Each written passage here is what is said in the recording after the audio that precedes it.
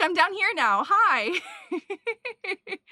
um, where we raise $100, which is 15,000 yen, for Tell Japan, who was funded in 1973. They've been doing this for 50 years.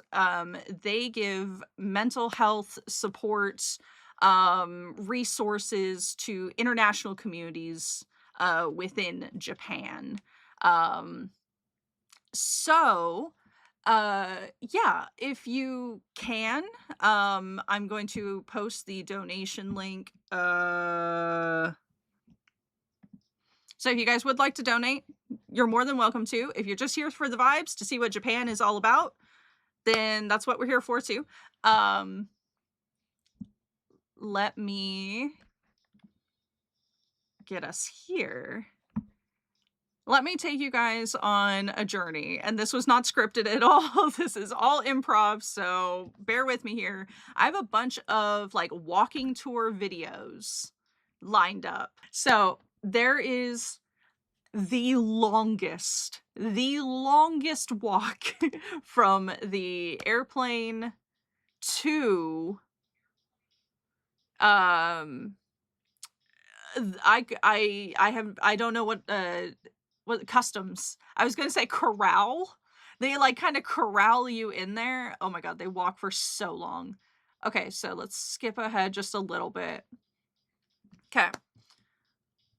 If you have Google Translate, you will be fine. You will be absolutely fine.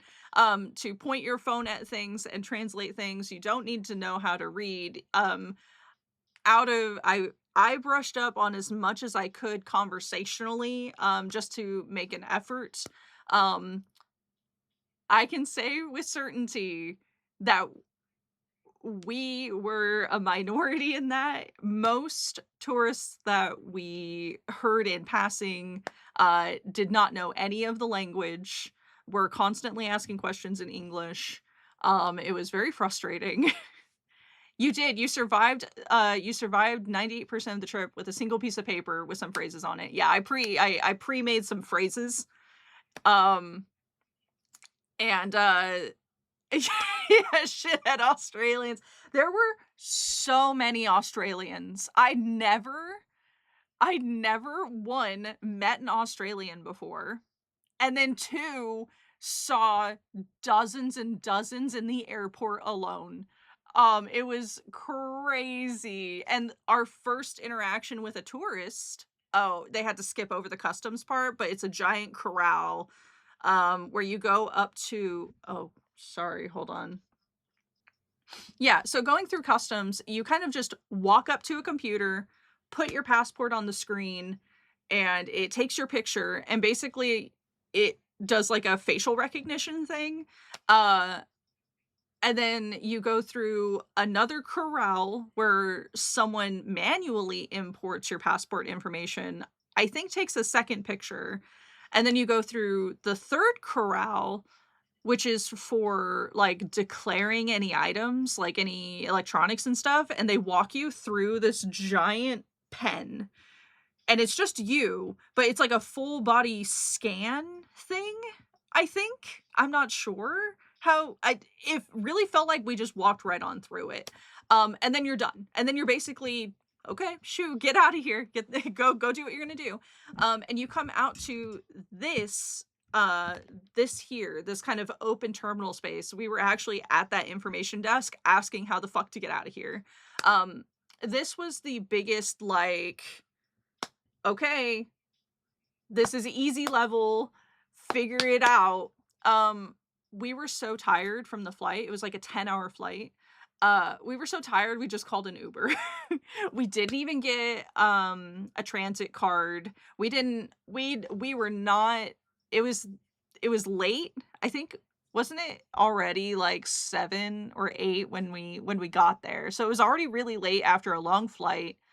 We had basically skipped the entire day. So we called an Uber, we went up and down these elevators trying to figure out, oh, I just realized the chat's on screen twice. How did that happen? It was like 8, yeah. Yeah, yeah, yeah. So basically we were kinda going up and down these elevators, we were trying to find our way out to find our Uber, um, and we took a really short, quiet ride. I say short, it was about 20 minutes, 15, 20 minutes, because we had to go from Haneda Airport, um, like, across a bridge, kinda closer to, uh, where their Disney World is. Basically, we stayed just outside Disney World. Um, oh my god, the assistant, hold on. Hi. Okay. Sorry, I had to let the assistant in. Um, I don't know exactly where. Oh, this is baggage check. We didn't do this part. We found our bag at one of the rolling terminals. So I'm gonna just skip ahead a little bit. We can actually skip ahead to where we were staying. The neighborhood that we were in was Nishikasai, but we didn't really get to explore it until the morning, obviously. Backing up just a little bit, our first interaction with a tourist was a drunk Australian walking out of our hotel. He was having such a good time. And let me tell you why. Um, some hotels, not all of them, but this one did. Um, there was another one that did later on too. Some hotels just give you free drinks as like their night service, as like their dinner service. They will just, hey, here's an open bar. Mix your own drinks. Have fun.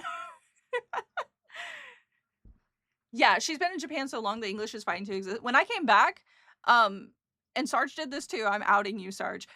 We both accidentally spoke Japanese to people.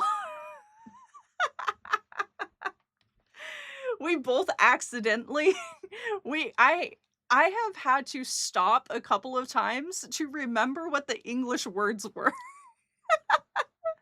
I 2 weeks had it so ingrained. So ingrained. And I'm kind of skipping it a little bit, kind of walking through Nishikasai right now. This is the main road we walked. Um, it looks like they're like kind of taking turns and stuff that we didn't, but this is just a good vibe of the neighborhood that we were in. Every time you go into a convenience store, um, a konbini, they have like a script, right? They ask you this, they have to deal with millions of people like a day or whatever, like customer service stuff where it's like, "Hey, just do the transaction, get them out of here," right? No small talk in like convenies, in like convenience stores. So they're like, "Do you want a bag?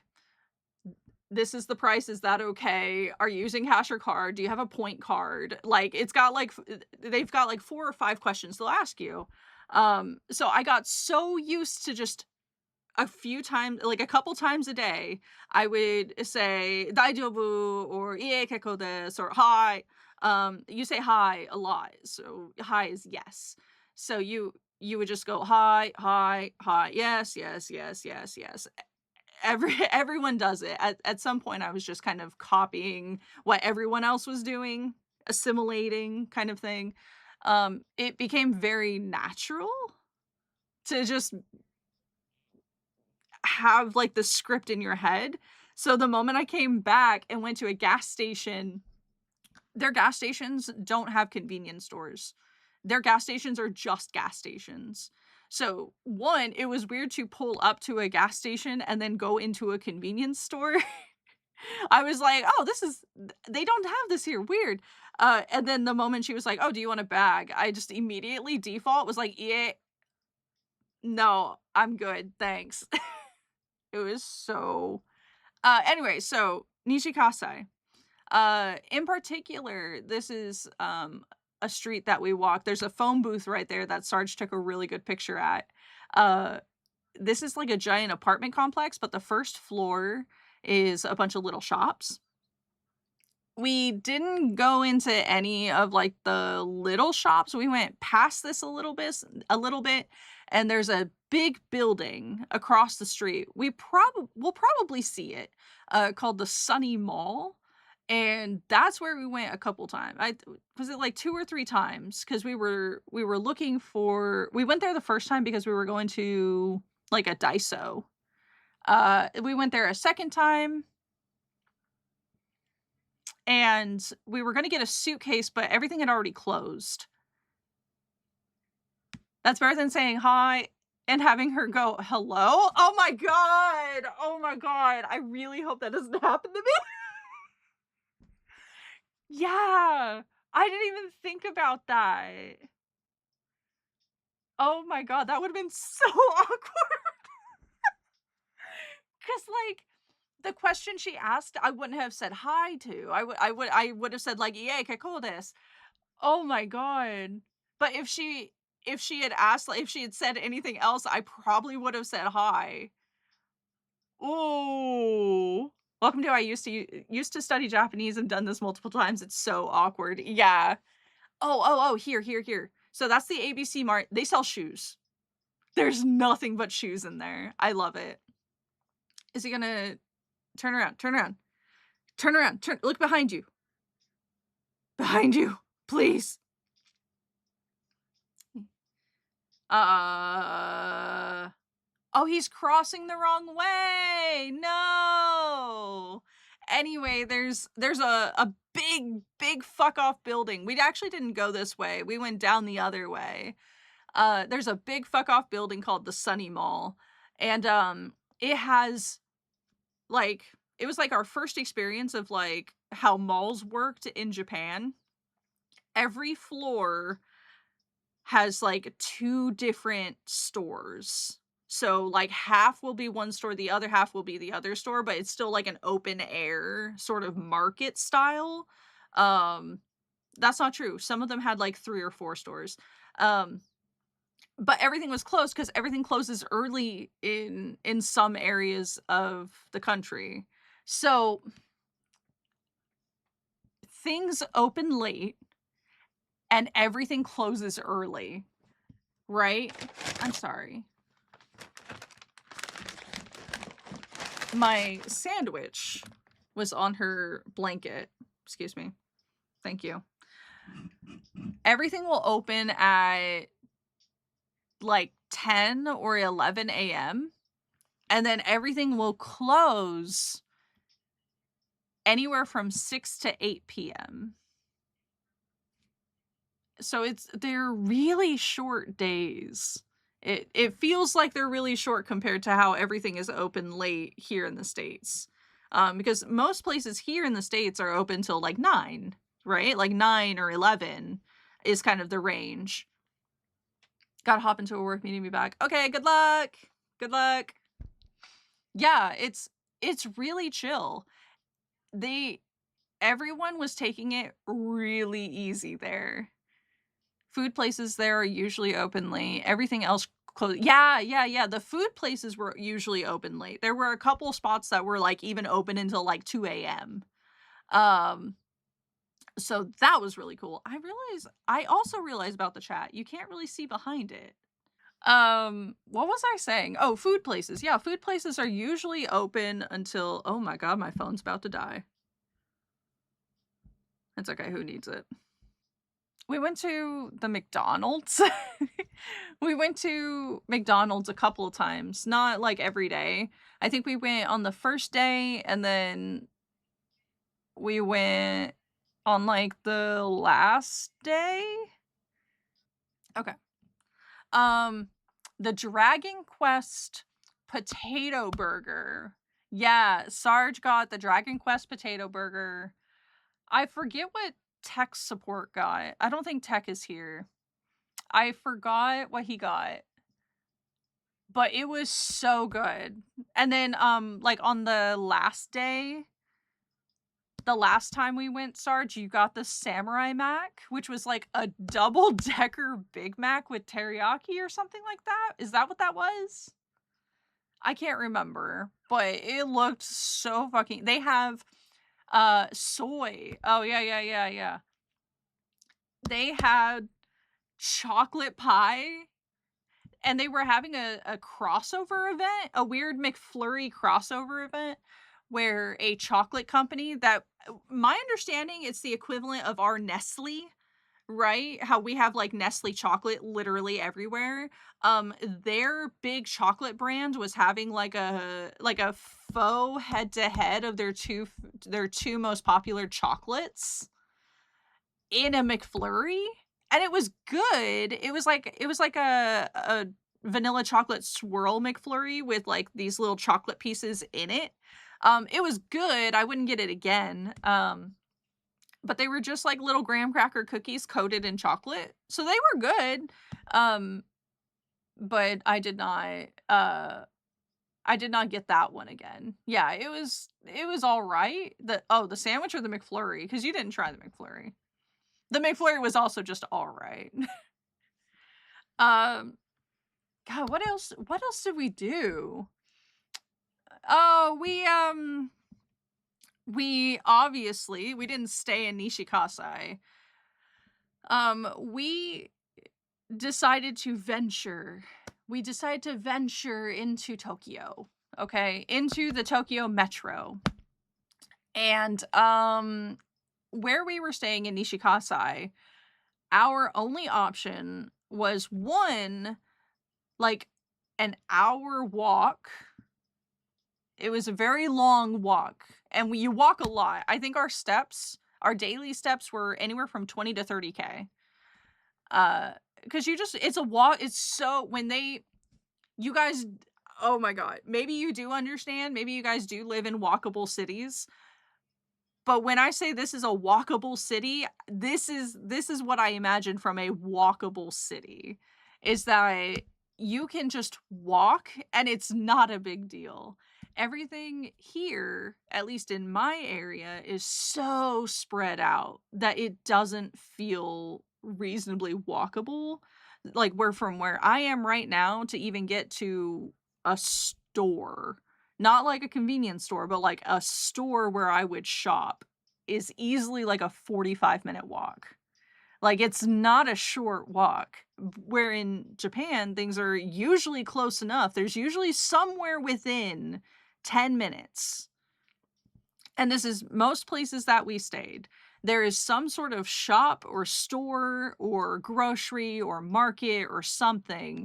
Uh, they just they have their neighborhoods planned this way, and it really shows. And I really, really like that. Where it wasn't a big deal. We only took the bus if the train couldn't get us kind of in the area. Uh, I'm avoiding talking about the Tozai line. Um, I'm avoiding it. In order to leave Nishikasai, we had to take the worst line, I think. I think objectively, the consensus is that the Tozai was one of the worst lines we could have, like, taken, and it was our only choice. And, here, I'll just show you, because I found a video of the terminal. Okay, so we're just gonna watch this for a little bit. You guys will see what I mean. Um, this train right here is actually not as terrible, not as packed. I'm actually gonna scoot down again. So you guys can should I go to I'll stay down here. I'll stay down here so you guys can kind of see the train more. Um, okay, so oh my god, the Tozai line. When you see those videos of people being packed into trains like sardines, this was that train. These are those trains. And it is an experience. It was our first train, and it was our first experience having to do that. It was crazy. Let me see the next train coming up. Because Nishikasai, one, not only is a tourist station, right? A tourist location. It's very close to Disney World. These trains are actually really tame. What time of day is this being taken? Like past rush hour? Um, so it's in the tourist area of Disney World. But it's also the main way that folks get into Tokyo. Do you guys not get trains stuffed full of people? We don't have train systems. Not really. We don't have them here. At least not as accessible as Japan was, or probably closer to the like actual like Pacific Northwest Seattle metro area. Um it sounds like the London Underground. Yeah, probably. I'm going to come back up here. Um yeah, it was really bad. So if you do have like transit systems for trains and you know rush hour on them, yeah, but it was a lot. There were so many people. I'm really, really glad that we didn't try to take the train system while we had all of our baggage. They wouldn't have been as packed, but I think it would have just been way too much to figure out. Mainly as an alternative to flying and driving here, but they're pretty rare. Yeah, yeah. They're not um in like rural areas and stuff, they're not as accessible. We had to take later on, we'll watch the we had to take like a bus into one of the towns that we were staying in, and then we could take the train back out. But the train did not it was not very accessible going into the town. We managed to figure it out. We forgot to buy a ticket, but it's okay. It worked out. They were super understanding. It was really sick. Um, you took the train from Virginia to Indiana once? Dang. Okay. See, it would have to be a really comfortable train because we'll talk about how the Shinkansen has a couple different seating options, and how we kind of got fucked. We kind of got fucked, and then I decided never again. But we'll get to the bullet train. We'll get to the Shinkansen later. But yeah, so this is actually a pretty good example of what most of their terminals look like. Uh I don't know if they're here, but there will also be like vending machines. There are vending machines everywhere. Everywhere. I'm not even kidding. Vending machines literally everywhere. That is the convenience, and I love that. I was always looking at the vending machines. Like for the most part they always had something a little bit different. Only because of the tracks though. Yeah. Um I found a live feed of Shibuya Crossing. So this is actually the middle of the night for them, I think. Uh, what you can't see here in this glass case, this bright light glass case kind of right behind me, is a giant Casio watch. And I mean giant and functional. It is the size of a person, and it has like a giant like TV screen baked into it or something that tells the time like a Casio watch. It is so freaking cool. Um I'm just going to have this up for a minute while I talk about it. Um the assistant's deciding if she wants in or out again. But so we came to Sarge, what were we doing before you went Anthony Bourdain? Because Sarge has a slightly different story. Our paths diverged. So there were multiple. Oh, that's right. That's right. I forgot. Hold on. Wait. I totally forgot to add in. We went to the Ueno Zoo and Akihabara. I totally forgot because spoiler, it was kind of lame. And I know that's kind of weird to say as a low grade weeb. I grew up as a pretty high tier weeb, but the first day that we tried to go to Ueno Park and the zoo and everything. It was all fucking closed because we didn't know that things opened late. So we were walking around at like 8 a.m., right? And the streets are totally dead, right? Everyone's in Japan, you take out your trash and you lay it out on the street in the morning, and then there's a mad scramble from the trash service to go around and pick up everyone's trash. That's what the morning is for opening, cleaning your shops, getting everything ready. So we were walking around at like 8 a.m. There's trash bags all over the street. No one is walking around, like there's nothing going on. We couldn't even find food. Nowhere was open. We were like, "What the fuck is going on?" And then that's when we learned that things open late. So we were like, "Well, let's just walk back and forth." So we ended up walking all the way down the Akihabara, and then all the way back to Uena Park. I bet most people are used to that cycle then. Yeah, yeah, yeah, yeah, definitely. And it was our first time where we were like, "What the fuck is going on?" You said cycle, and I was like, "Oh, by the way, bicycles are the method there." They have whole parking garages for their bicycles, and I just love that so much. That it's a walking based system. Ooh, man. Oh, it's so cool. There were so many bicycle shops. There were there were as many bicycle shops there as there are used car dealers here, which I guess makes sense based on the way that their infrastructure is designed. 8B! Hi! Oh, also noted, my check-in thing is working today, and I'm very happy about it. I'm glad that it's finally working. So you guys might be behind a few check-ins. My bad.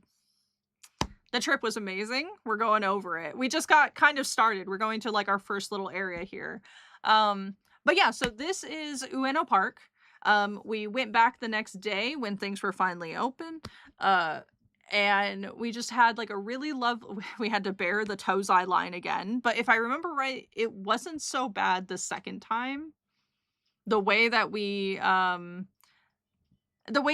left the day before when everything was closed and it was really, really early, it was really packed because everyone was going to school. Everyone was trying to, like, all of the businessmen and students were packing onto those trains to get into the city. But the next day, we went a little bit later when all of that foot traffic had passed. So actually it wasn't too bad. This is where it's really obvious. If you see online somewhere's like, "Oh my gosh, you have to go here." Everyone has seen that video, I promise you. And everyone who has seen that video is there. There were so many tourists.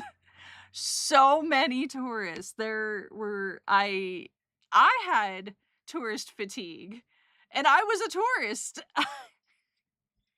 Um the I don't know if it's necessarily derogatory. I think they did use it as a slur. Am Can I say it? Educationally. Educationally, the word for foreigner is gaijin, but the contextual way in which they use it in our vicinity, yeah, it means outsider. Yeah. The contextual way in which they used it against us was very negative. And we heard it a couple of times. And before you cancel yourself, it's an educational stream, okay? Educational. It's a literal translation. It means like outsider or foreigner. So there were so many tourists. A pretty wide variety too. So it was really interesting to see so many different kinds of people, but primarily Australians.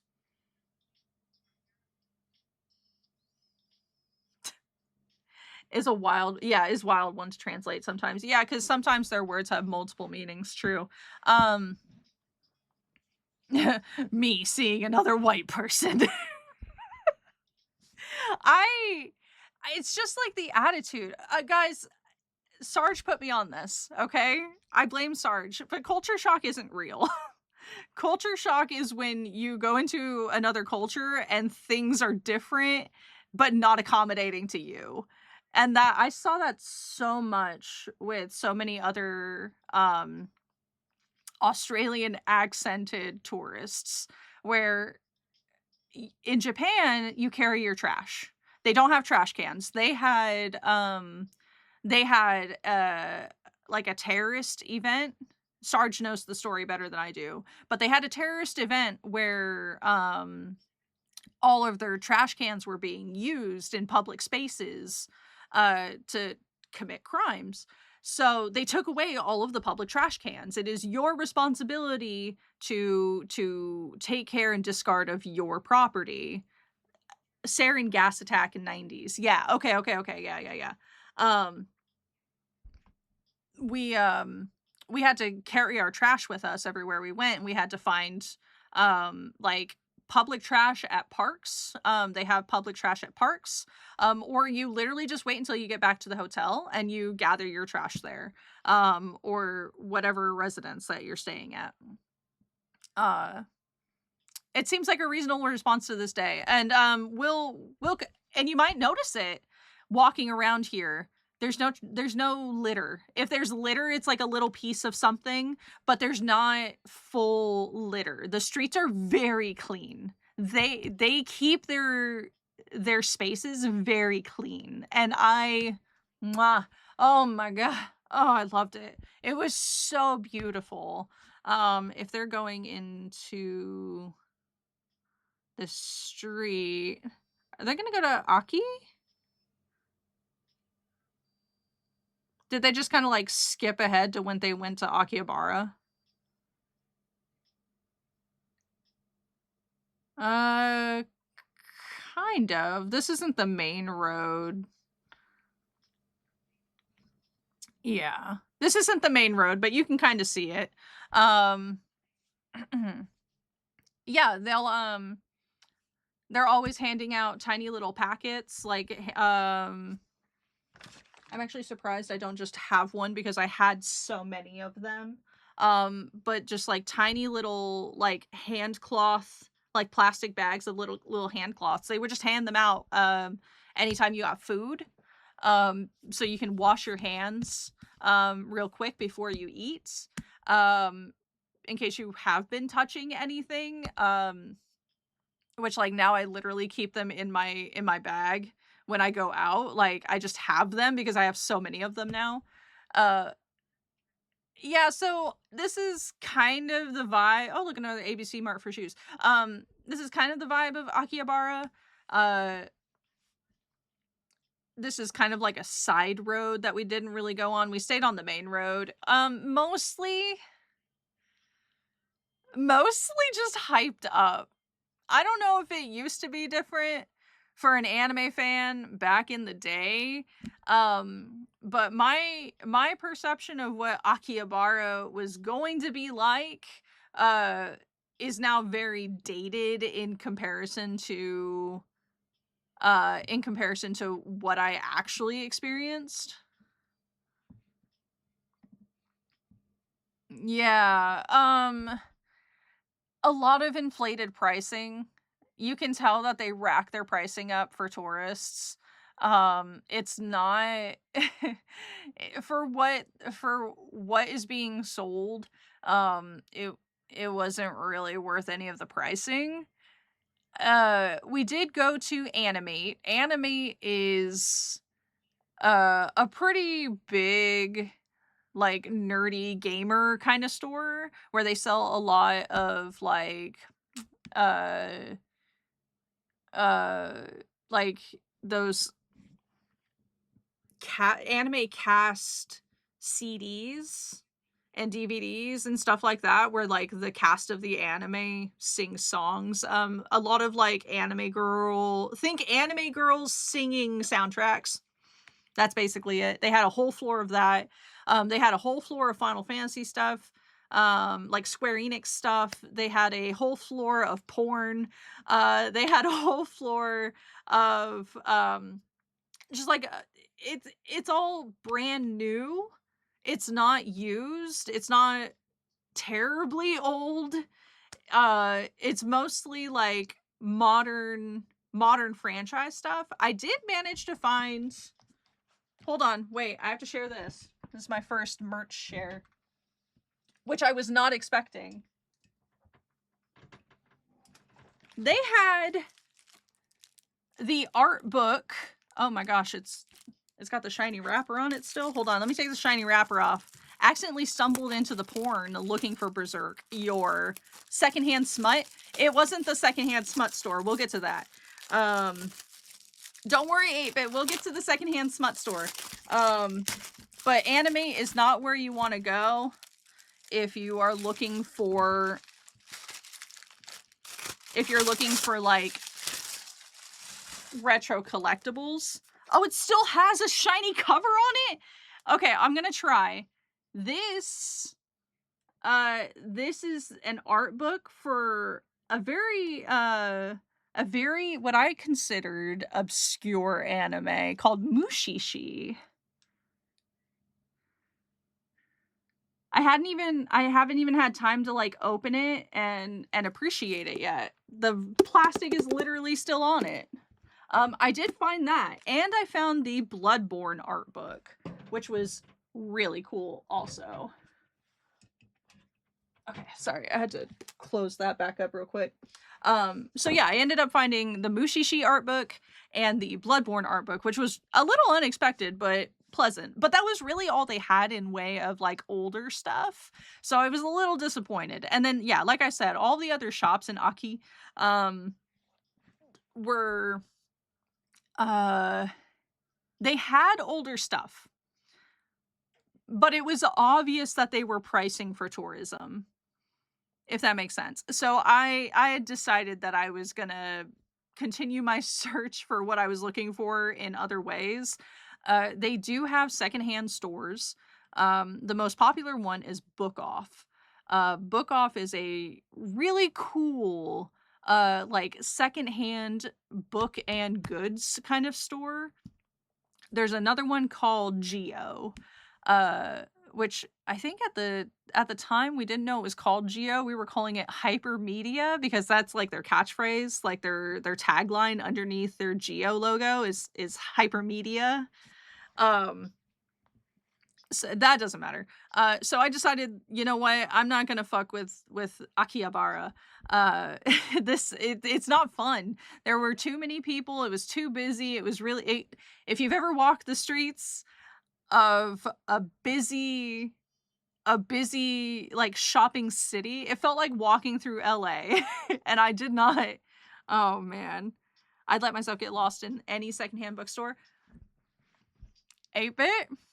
I went to so many that I think at some point, Sergeant Tech abandoned me, I think. I think I was just there so long that they were just like, you know what? We gotta leave her. we gotta leave her here. Because I was looking for something. I was looking for something. I was looking for one thing in particular.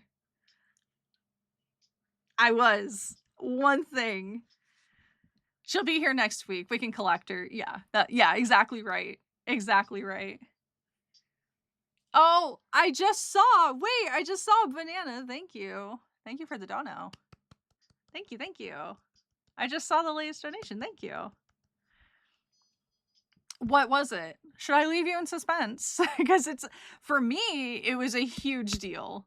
For me, I had been looking for this for so long because I didn't know I was ever going to be able to find it, right? You order things from Japan online and you have to pay the international shipping, which even before all the weird horse shit was still pretty expensive. So like at any given point, I was just like, you know, I want it, but I'm not going to spend so much on it or whatever. And for you guys, it might be a little lackluster, but I am very passionate about this this artist and this series, and I just it was so and, like, now my hunt has moved on to an even more obscure thing from this artist, which I'm oh, man. I think maybe total there's, like, 50 lines of dialogue in the entire series. How did they make a novel? How did they novelize it, I wonder, right? How do you take something like Blam, which is all visual representation, right? It's all visual, and they novelized it. We're going back. This is Shibuya Crossing. Ooh, the sun's coming up. Sarge went on his Anthony Bourdain journey, right? We were like, hey, we've got our air tags. We've got our air tags. See you later, big dog. He got on a train and went the other way. Oh, you could see like the little trash trucks. They're tiny little trash trucks, kind of passing through. Tech and I decided we were going to go find my one of my quests. One of my main quests was to find the Nintendo store. A Nintendo store. It didn't really matter which one, just one of them, I suppose. So we decided there's one in Shibuya. Let's go there. We'll even get to go through the crossing. It's gonna be sick. You can get a lot of pictures. He brought his like really fancy camera and everything because he's an artiste. He takes really good photos. He takes like insanely good photos. So we came through Shibuya. I found. Okay. Oh, here's a pretty good example of the Shibuya crossing. Right here with all these people. Oh my god. It's literally all the lights turn red and you just walk across. Luckily we didn't see it while we were there. We didn't see it while we were there. But all of those content creators who were like, "Oh my gosh, I only have one chance to get this photo," and they sprint out right as they can to get like the one picture of them standing in the middle of the crossing. Bro, I'm so like I was so tired of tourists. I was so tired. I was so tired. Like I said, I was a tourist and I hated tourists there. I can't. So this is the Parco building. The Parco building notoriously has all of these nerdy shops on the 6th floor. So I was like, that's where the Nintendo store is. Let's go. I did not take the escalator. I took the elevator. That's bad behavior anywhere. Yeah. So they have Capcom, they have Namco, they have like a whole Godzilla store. And they have the Nintendo store. Some of you know this already. I love Splatoon so much. I love it so much. I wouldn't even consider myself like a pro or anything at the game. I'm just like, I'm an enthusiast. I'm not like into the meta. I just fuck with the vibe, right? And I was looking for the Splatoon section of the Nintendo store because I knew they had a lot of merch. On note of Capcom. Hold on, hold on. Look who I found!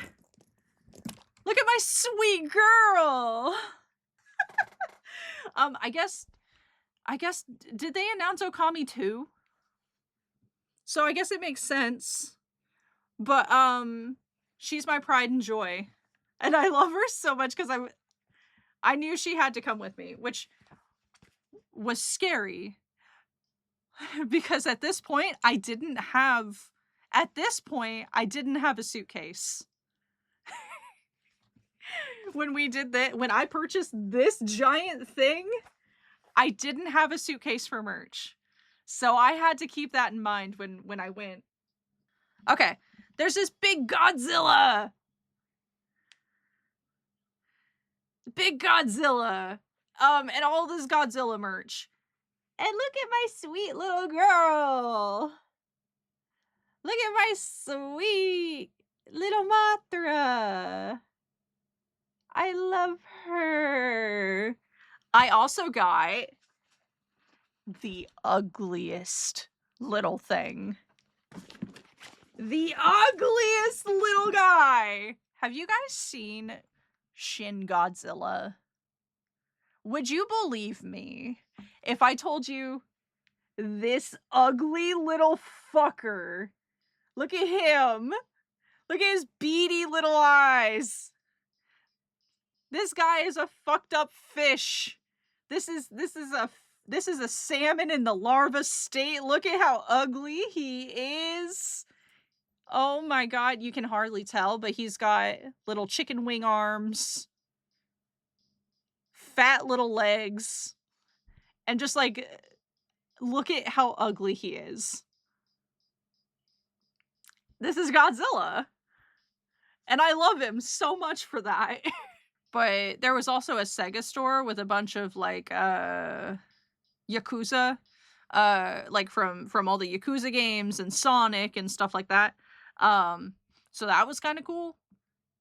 We're gonna skip ahead to the Pokemon Center. Oh my, sir, get it out of your face. There's a giant Mewtwo in a tank, which was really, really cool. This line was so long. The line to check out goes around the entire interior of the store. And you basically have to shop around it. But they have every Pokemon. They have every Pokemon, including my sweet girl Jirachi.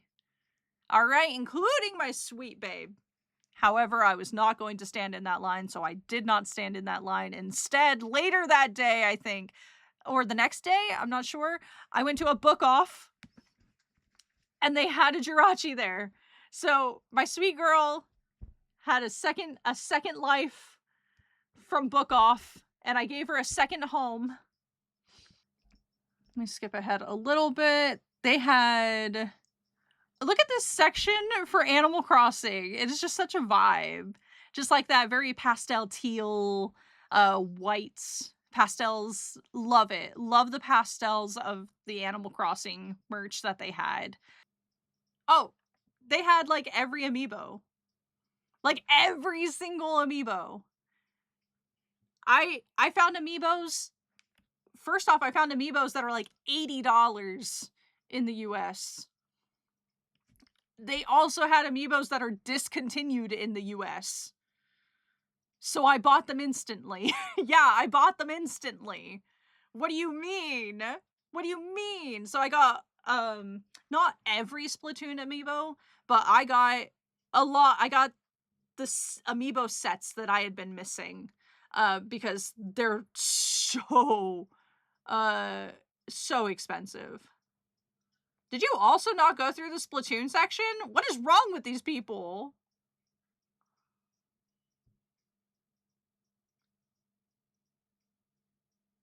Oh, literally at the beginning. I skipped right over it. Okay, I skipped right over it. I'm so sorry. Anyway, they had this giant Inkling statue, and they had all of this stuff on display. They had so much like Salmon Run merch and stuff like that. They had the giant golden egg beach ball, which I did get. They had this. They had the Salmon Run basket. I got the Salmon Run basket. And I don't even know what I'm gonna put in here other than the golden egg beach ball. I asked, and I want to tell you why I got this one specifically, because it's a cute story. They did not have this on display. Okay? They didn't have this on display. I didn't know what it looked like.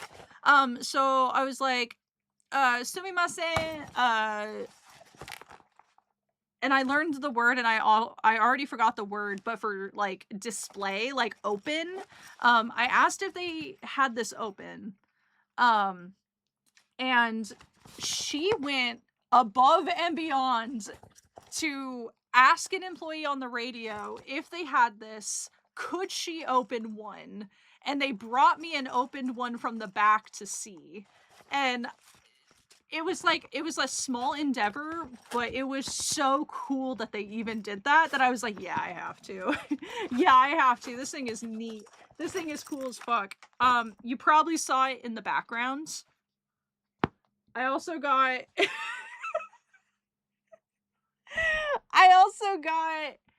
the life preserver from Salmon Run. Look at this thing. Look at this thing. Wait, hold on. We gotta full screen this so you guys can see. Look. Look at how big this thing is. It's a pillow. It's like a...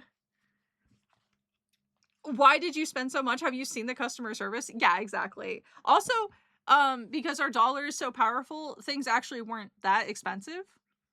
We'll get into that. Medium! Hello!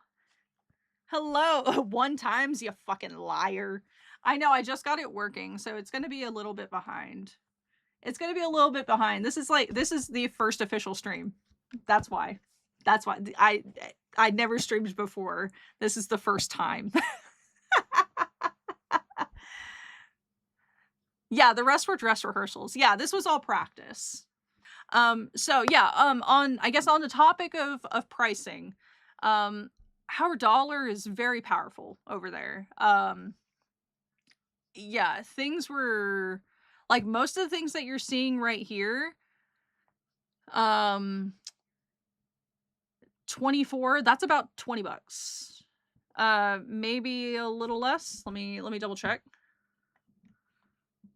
I still hadn't yen to USD. $15. Yeah, so anything I can't do the conversions in my head, but I knew pretty safely like the range of prices when I was looking at them. It's always less than you think it is whenever you see those price tags. That took a lot of getting used to. So yeah, the content creators who talk about like their hauls and stuff like that, and yeah, like it totally makes sense why I had to buy a suitcase. It totally made, and we had planned that. I had already planned on that. Buying a suitcase for all the stuff I was gonna get, because I knew I had been waiting for this trip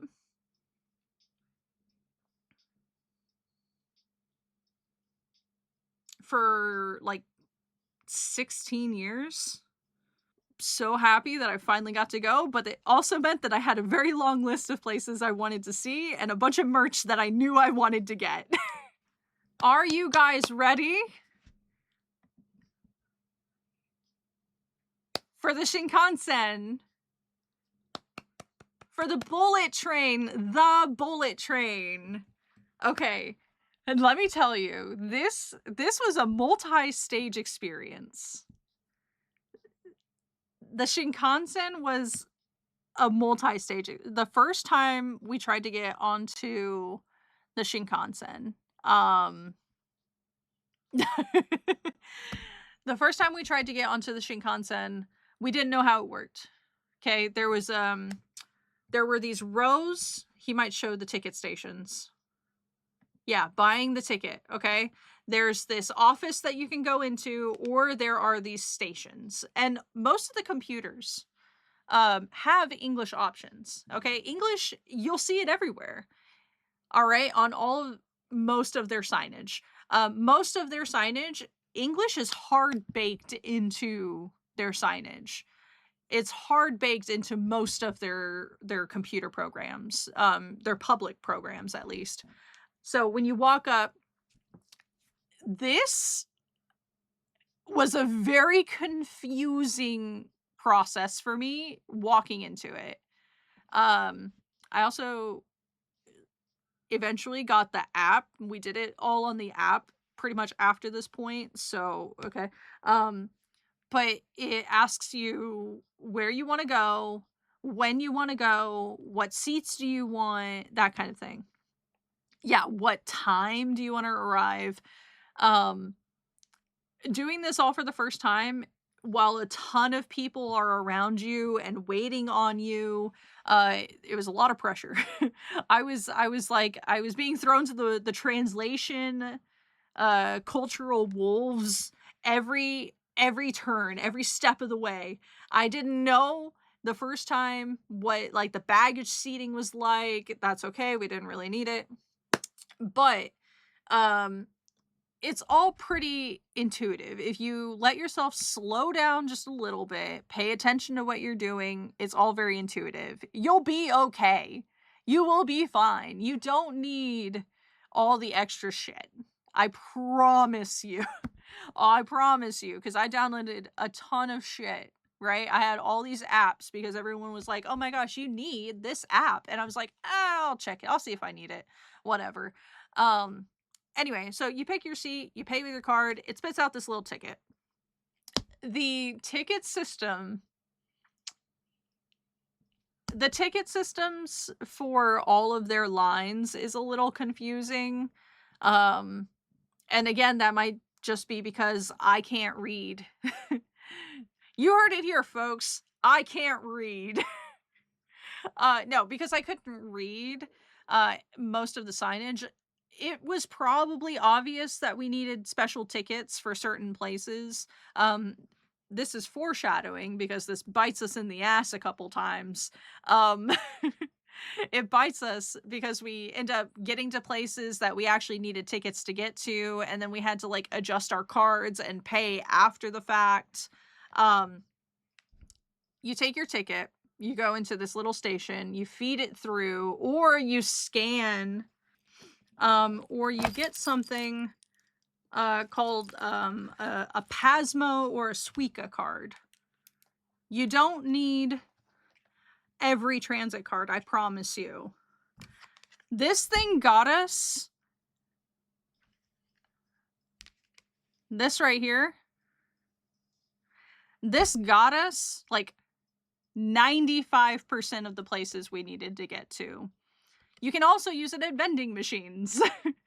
Or some konbini take it. Some shops and stuff take it. As a sprat, I'll pretend you said squeaker card. Yeah, that's the uh the squeaker card, the Suica card, has like a little green penguin on it. That's like the most popular one. That's like the most popular, like when you get off the airport, get your Suica card. We didn't do that when we got off the airport, the airplane. We didn't get the Suica card. We actually kind of panicked when we were like, "Oh fuck, how do we get this card?" Um, it's super easy. You just walk up to a terminal that says Pasmo or Suica, and you switch to English and you buy a new card. I think the card itself is only like 50 cents, right? So they put on like $5 at a time. Simply buy the card. Yeah, it's everyone. Oh my god, I can't watching content creators make Japan content, like travel content for Japan, watching a tourist watching a tourist make travel content for Japan is my new rage bait. It just is, because they sensation over sensationalize the process, where it's really just like you walk up, you buy the card. I Why are you making a whole 5-minute video? Oh my god, when you go to Japan, you need the Suica card. And it's like, you just go up to the machine, you buy a Suica card. That's not even the hard part. The hard part is the transit system. The actual, which train do I get on? Wow, that was really intense. What the? Anyway, the Shinkansen was really comfortable. Okay, our first trip on the Shinkansen was super comfortable. So the seats recline. It's really just, like, really comfy, clean, quiet. So quiet. One thing I miss the mo probably the most is how quiet and respectful everyone is of small, contained spaces. You don't have to have a loud conversation. You can speak gently to the person beside you and they will hear you. I promise their ears or their signing or anything will you can communicate gently with a person. You don't have to yell at them. I promise. Giving us more fuel to be able to put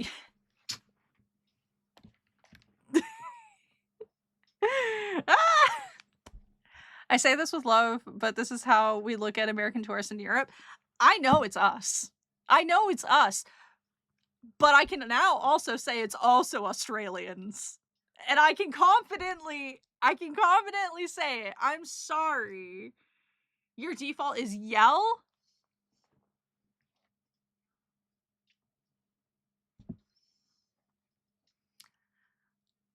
Not my default. My default, well, this is my house. This is my shuttle. I say what I want, how I want.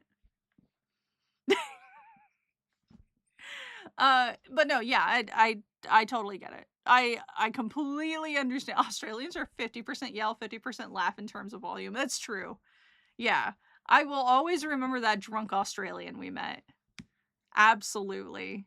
He was having such a good time and he was being so loud about it, but dang. So we took the Shinkansen to Kyoto Station. And this is where I've heard the rumors of Loud American, and yes, yeah, it becomes really obvious when you see other American tourists in your vicinity, other English speaking tourists in your vicinity. I do not spend a lot of time out in public. I'm legit about to get like noise canceling headphones. like AirPods, noise canceling for when I leave because the moment we'll talk about it. We'll talk about it. We'll talk about it.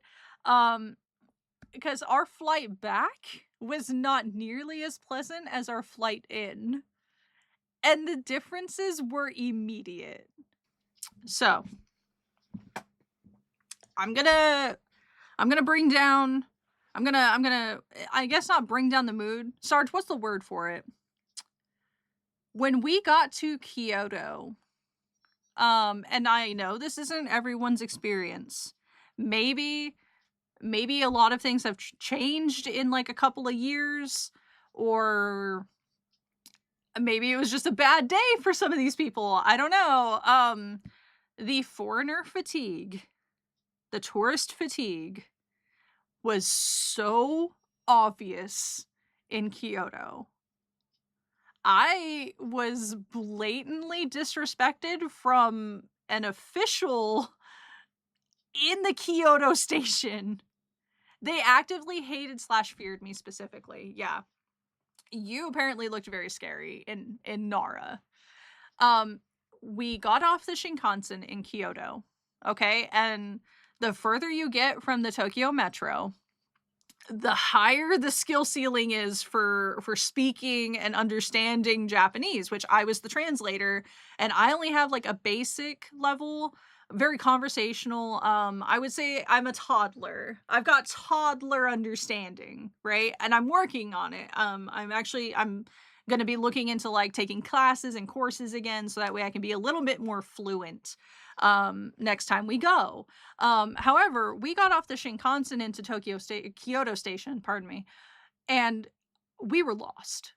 We were like, actually, I had no idea where to go. We were using Google Maps, right? Google Maps is pretty reliable. But our service was really shitty here. Our Google had no idea where we really were. And I couldn't read any of the signage because there wasn't accommodating English. So I used my very basic my very basic, like, "Sumimasen, doko desu ka?" And I showed, like, a picture of where we were trying to go, right? "Doko desu ka?" Is like, "Where is this? Like, how do I get there?" Um, and first off, his eyes were closed. He opened his eyes, he didn't even look at me, and he just pointed across and said something to me, and I looked, and he was obviously telling me to go to, like, an office or something. Um, and maybe I wasn't understanding exactly what he was saying, but, I showed him the picture again of, like, "Hey, we need to get here, is that where I go?" Like, I was trying to be you like, "Are that's where I go for this?" Just to make sure that we were on the same page, and he legit just closed his eyes and ignored me right in front of me. I was still standing there and I was still like, "Oh, so right over there?" And I was, like, nodding, like, "Oh, that's where I go?" And he just exited the conversation. He just I and I was like, "Okay." He was fucking sleepy. He was so dismissive. This was I think, an officer, like, of the station. He wasn't just nobody, he wasn't just a guy, he was in a uniform. He wa and I was lost tourist, and he didn't want anything to do with me, and I was just like, okay, I guess I'll go over to the station or to the office." And I went over there, and it was just as confusing because I was, like, showing them where I wanted to go. We were trying to get to Nara, which is another over sensationalized tourist stop. They have a bunch of deer, we'll get to it, they're super cute. Um, but yeah, eventually we scanned our cards, we got into a different section with a bunch of different trains, okay? This is the first time we'd kind of seen this, where there's 3 different types of transits.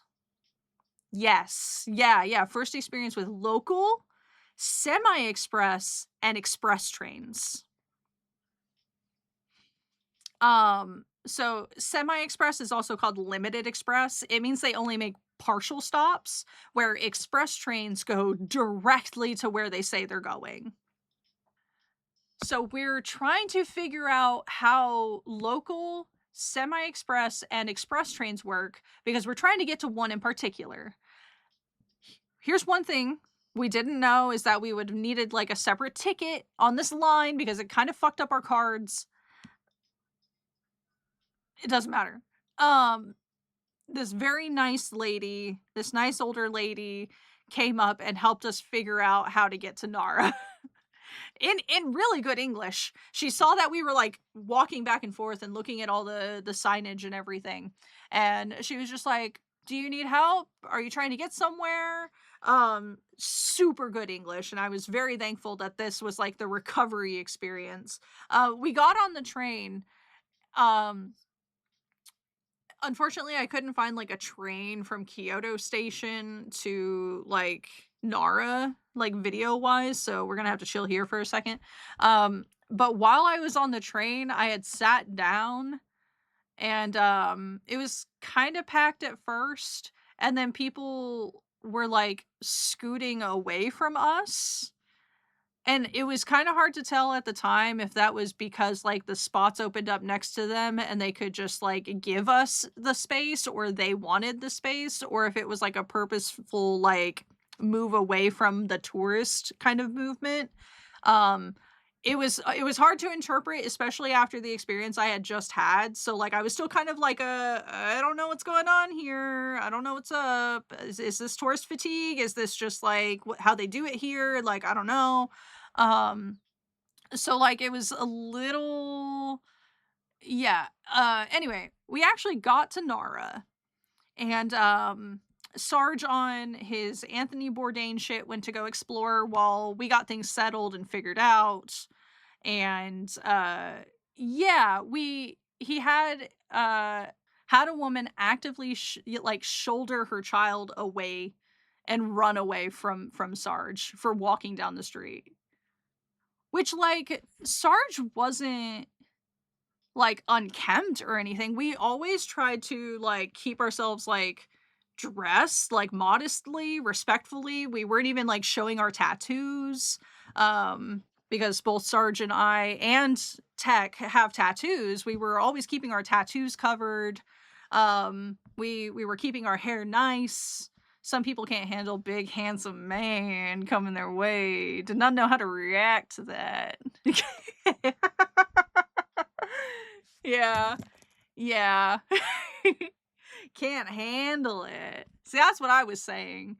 But,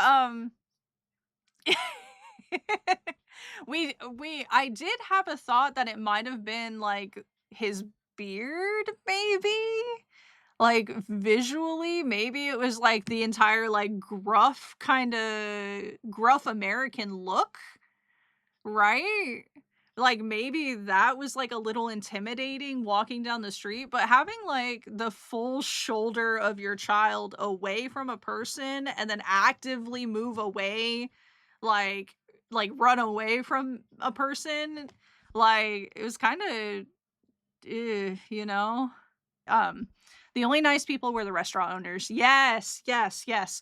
Um, even, like, going to the konbini, I Uh, yeah, the konbini, going into, like, the supermarket, the only place I felt like they actually were chill was when we went to, like, a really quiet sushi spot. It was, like, a little off the main road, and there was no one else in there, and, it was, like, literally just us. It was just us, and we were in there. Oh, yeah, and the udon. Yeah, yeah, yeah. Yeah, yeah, yeah. Um, yeah, there were a couple really good, like, experiences with, like, restaurant owners. I don't think we ever had, like, a bad experience with the restaurant owners. So, Nara, we saw, again, the most tourists at Nara. Uh, in particular, the deer park. I actually didn't see them kinda near, like, the bus station and hotel.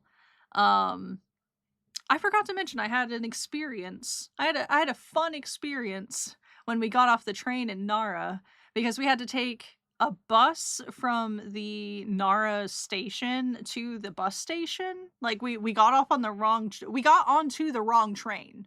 So it took us to the wrong station, which meant we had to take a bus to the right station. Um but my card wouldn't let me out of that wrong station, and I couldn't figure it out. And there were these 2 kids, right? This I she might have been 8. She might have been 8. These kids were maybe 8 years old. Um, oh yeah, look at the deer. Look at that guy. They do this. They bow their heads because they want a biscuit. So you're gonna see deer all over the place. Um, yeah, they were just all over the place. They were everywhere when we got to the deer park area. Um, but no, when we were at the wrong station, my card wouldn't let me out. This 8-year-old girl, which I had to have like this I was speaking like a toddler. I was speaking like a toddler to this 8-year-old girl being like, "It's broken. What do I do?" And she very kindly, because the little boy, I could see it in his eyes. I could see it in his eyes that he was about to go make fun of the gaijin. He was about to laugh at me, right? Oh, I could see it. He was gonna talk shit. But this sweet girl stayed behind and stayed on the other side, and was trying to help me figure this out, and pointed me to the machine, and there was a help button, and when I pushed the help button, of course the assistant didn't speak any English, So I also had to, and I keep forgetting the word for broken. Um, but I was like, Aishikado, it's broken. It's broken. It won't let me out. Um, and he just opened it. He just let me out. So I was free. I was free of the wrong train station because of the help of this sweet 8-year-old girl. Oh, I'll remember her forever. Bless her heart. I hope she does well. Uh, Hop, skip, jump. We're in Nara Park. I don't know why the sun. It's the sun's like creating like this blue light. Sorry. But yeah, it's a really beautiful area where Deer Park is. They were all out of biscuits by the time we got there. My understanding is that they sell out very quickly. According to everything that I saw on like the Google reviews of the area and on Reddit, like if you're not there like first thing, also there's so many people. There are so many. Luckily, there weren't this many people when we went, because we were also touring in the off season. 10 out of 10 would recommend. I would probably recommend going a little earlier than we did because we had just barely missed a snowstorm, like one of the biggest snowstorms of their season. Apparently, I would like to check in on that after we're done here, because it it hit the moment we took off. The rare deer cookie. Yeah. Yeah, yeah. No matter what, we weren't gonna get biscuits. No matter what, there was no way we were gonna get biscuits. We had gone, 1, way too late, but then we weren't there right at opening. So, like, right when the little stalls and stuff were opening. But yeah, look at these little guys. Look at them. They really just chill. They hang out. Um, they come up to you the moment they think you have any biscuits. I bet it's so they don't eat too many. Yeah, probably. Honestly, probably. But they're a menace. They act like seagulls, if that makes sense. Where if they think you have a biscuit, they will run at you. They were chasing people. These girls were screaming. Yeah, mine. Literally the deer version of whatever that seagull sounds like. But this girl was screaming. She was so scared because they thought she had biscuits, or maybe she actually did, but they were like following her and would not leave her alone, and they will nip at you and they will put their noses in your pockets looking for these biscuits or for food. They're straight scavengers. But they do this, like, they do bow their heads. By the way, when you're in Japan, you bow everything. You bow your head at everything. It's just like a normal thing, and I've already done it to a couple of people in the grocery store, and it was kind of embarrassing. But I mean, they probably didn't understand like what I was doing, but for me it was embarrassing because I knew what I was doing. But like I came around a corner on someone and they were right there and I bowed my head really quick. Yeah, my lady. My lady, my bad. Didn't mean to scare you. You scared me. Lots of Japanese. I forgot. Oh my god. The thirst trapping with a deer in the background was wild to me. I was not expecting that. Holy. We watched. They were dressed super cute. Okay, they were all dressed up, they were all done, they were very clean, they had on, like, their biggest puffy jackets and, their shortest little skirt kinda stuff, right? And they were, like, taking cute little pictures with the deer in the background, but it was really obvious that they weren't taking a picture with the deer. There was a long shopping center that had, like, a Daiso in it. Very similar to Fremont Street in Vegas. Yeah, yeah. Oh, thank you for the dono, medium. Thank you. Thank you. 4,000 yen. Thank you. Thank you guys for the donos today. Oh, I forgot to talk about the konbini, like, specifically, Lawson is one of the konbini. That that is not a AAA compliant, yeah, it's not, no, it's not. So, this shopping center, oh man, you can't even really see it, it doesn't let you go down there. Um, but this shopping center right here, right, the Higashimuki, shopping street. You can kind of see into there, but it's just store after store after store after store. And somewhere in there is a Daiso. Somewhere in there is a two-story Daiso with no elevator or escalator. It's all stairs. Actually, there's an elevator up. Is it an elevator or escalator up? And then it's an escalator up, but not down. You have to take the stairs down. Didn't we go to the book off over here? We did. We did go to the book off over here. We went to the book off over here and I had another bad experience. Bad experience. So, and this might have just been because it was me. That was a different day, but yeah. Oh, that's true. That was a different day. Um, so not necessarily a bad experience. It was I just had a question about you're comedically bad at maps. Don't don't at me, okay? Knights of Sidonia, I mentioned it a little earlier, is one of Tsutomu Nihei's works. Um, and it's also kind of on my bracket of things to collect from Nihei because I love the visual appearance of his artwork in Knights of Sidonia. It's very refined compared to Blam. Um, the whole set, the entire like 15 volume, 16 volume set was on a cart. Um, my understanding was that cart was being processed maybe, or like it was going out onto the floor or something like that. So I just, and I don't know if this was weird just in general. I feel like I've asked this before, like, but maybe it was incredibly strange here in Japan. Maybe they don't ask that kind of thing. Um, but I was asking, sorry, the bloom is crazy. I asked like, "Oh, can I buy this?" Right? Can I buy Knights of Sidonia? Is it available? Basically, is what I was asking. And he, bless his heart, he was so nice. He was trying to use his English. And because I wasn't understanding his Japanese, we were kind of on like a mutual ground where like we weren't really understanding each other, but we knew something was being communicated about Knights of Sidonia. So like we kind of just had like a mutual moment.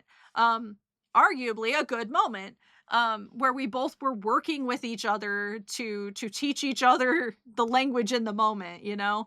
Um, and he said, "No, it's not for sale." And I was like, "Okay, no, that's fine. That's no problem. Thank you. I appreciate it. Thank you. Whatever." I thought that was the end of the transaction. He apparently had gone behind the counter to ask, I think maybe his manager, um, "Hey, can I, I'm assuming he was asking, can I sell this series or something?" He was pointing to the cart. Um, and she said something else, and then he pointed over toward me. And the moment she saw me, I I hadn't seen this before, but she rolled her eyes and sighed. I watched her like do the sigh and like get like so frustrated with him. And he was being apologetic and like nice about it. And it was just like her body language. Yeah, just leave at that point. Yeah, it was it was legit her body language that I was like, "You know what? I don't think the Kyoto Metro really wants in particular our family unit um our family unit in this area right now because generally if we felt very unwelcome. So Kyoto and Nara were kind of a low point in our trip, in our visit. We also did have a side journey. We went to the Costco. They had a salmon roll that was like a log. They had chicken tenders, way too many. Oh my god, definitely we definitely look like the fat Americans with how much food we got because I was underestimating how big these things were going to be. In the picture, one thing about Japan, they don't put a picture up if it doesn't look exactly like the picture. They deliver that food that looks exactly like the picture. Okay? So they had a picture of these chicken tenders and it looked like maybe there were 8 of them. Now, what I didn't know was that there were 8 of them, but there were like 2 rows. So it was actually like 16 chicken tenders.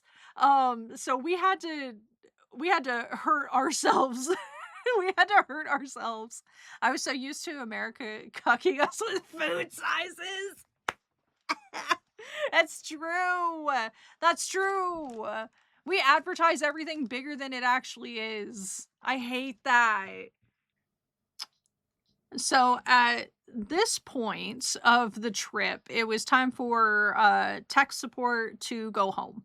Tech support has work, tech support has school. So we were able to have a really good week together as a family.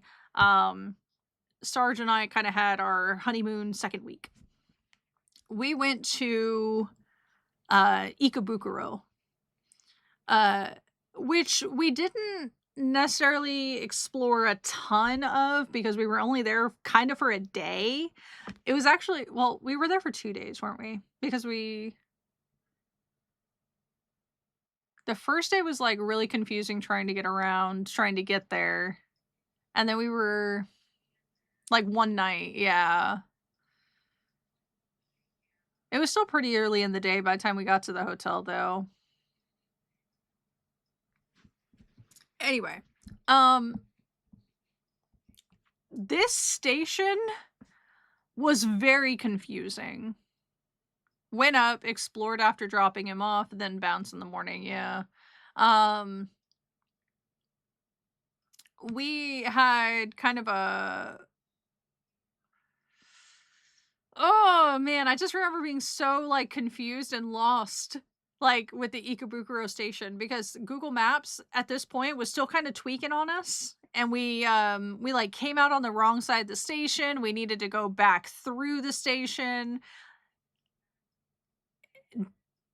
Do not, if you go to Japan, do not rely on accessibility because there were I swear there was no escalator in Ikebukuro station and we were lugging around our luggage up and down these stairs trying to figure out where we were supposed to go.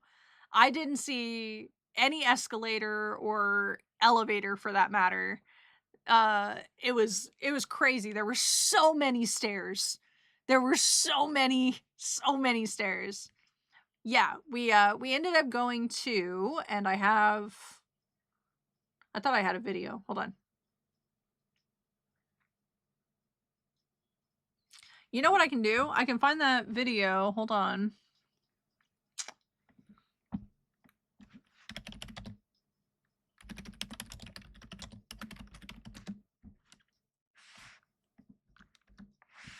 Okay.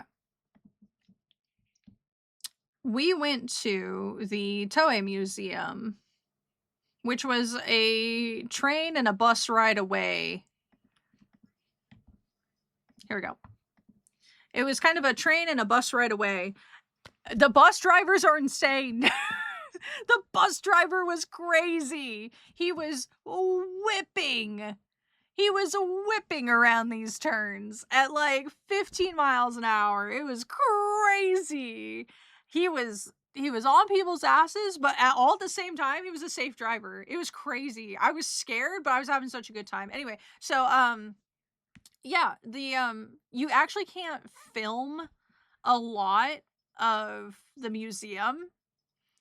It's very small. It's very tiny. It's just like a long room and half of it you can't even film. The other half is kind of for kids. But bus driver power sliding through the city. John, do you want to give me the coordinates. It was kind of just down the street, wasn't it?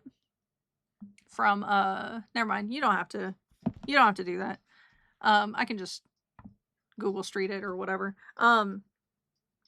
Yeah, so you can get like little stamps.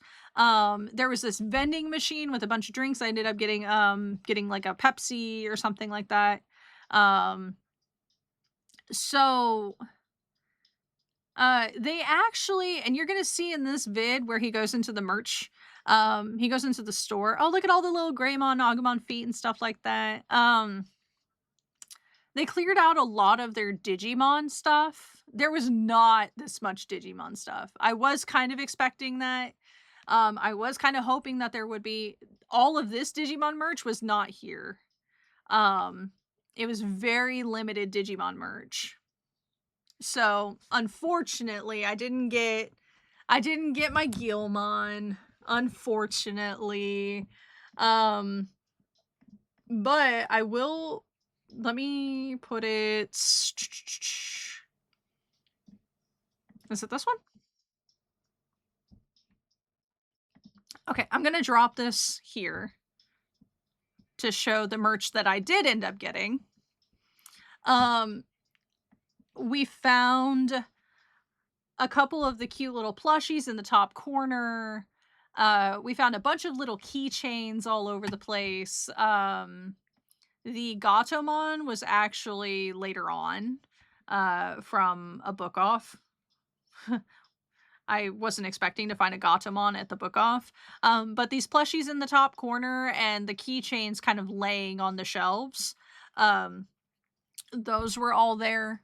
I really did want like a Guilmon or something, but they didn't even have Terriermon or Renamon. A lot of these buttons that you're seeing in the video weren't there either.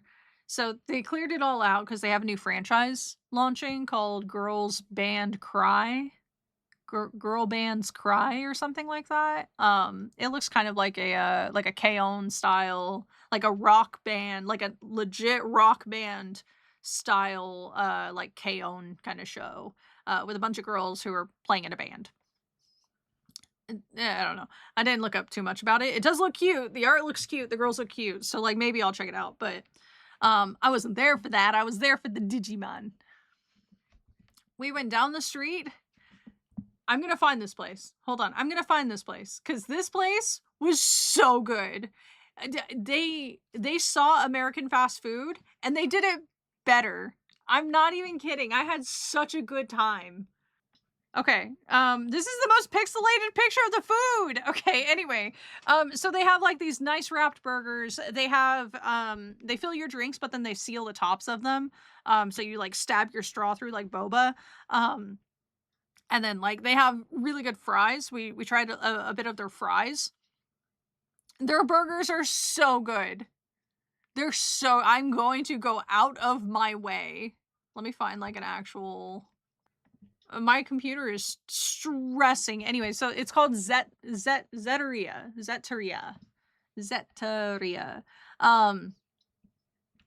It is so good. After we were finished in Tokyo, we took the Shinkansen down to Fukuoka. And we were dropped off at Hakata Station. And we had to get on a bus, which was kind of our first like, hey, we don't really know this area. We don't really know how this works. The bus station, the Hakata bus station was the next step of my gauntlet in translating, in translation, and being the translator. Okay, limited English signage. Okay, so I had to be like on it. I had to be like on it, or have like my Google Translate out. Like it was a skill ceiling. I hit the next ceiling is what happened when we got to Fukuoka. Because when we got there, the bus station terminal where you buy the ticket did not have an English option.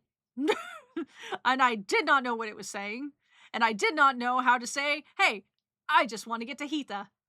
I just wanna get there. How do I get there?" So I had to go up to the counter, and I had to be like, "2 ni Hita? Please? Please?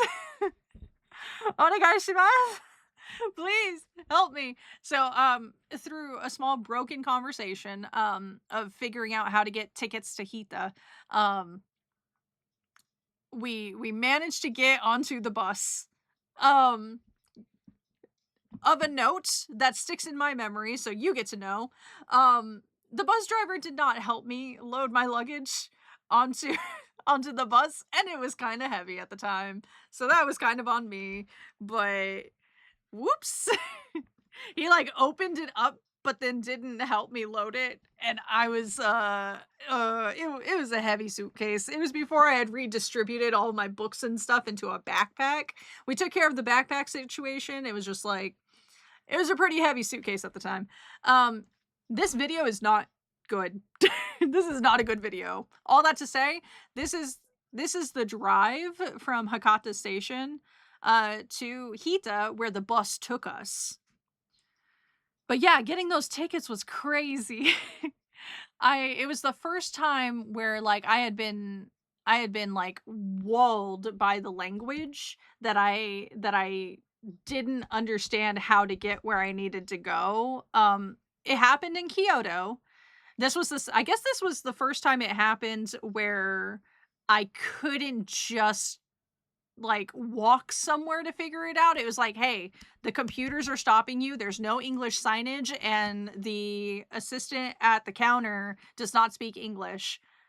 Figure it out." So, yeah, I had to really toddler talk my way into 2 tickets to Hita. Let me see if I can get us a little closer to Hita now.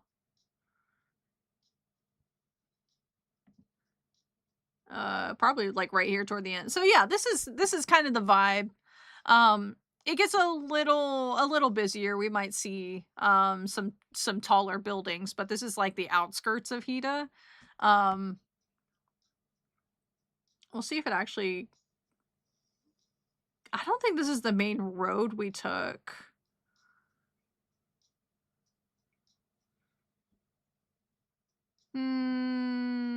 Yeah, so these taller buildings back here, actually. See if we can get a little bit closer.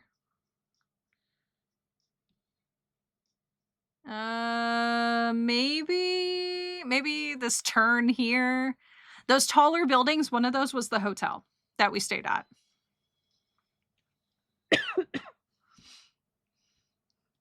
Uh, Phew. You might notice that all of the streets are very small. We had a very kind taxi driver. Honestly love him. Um,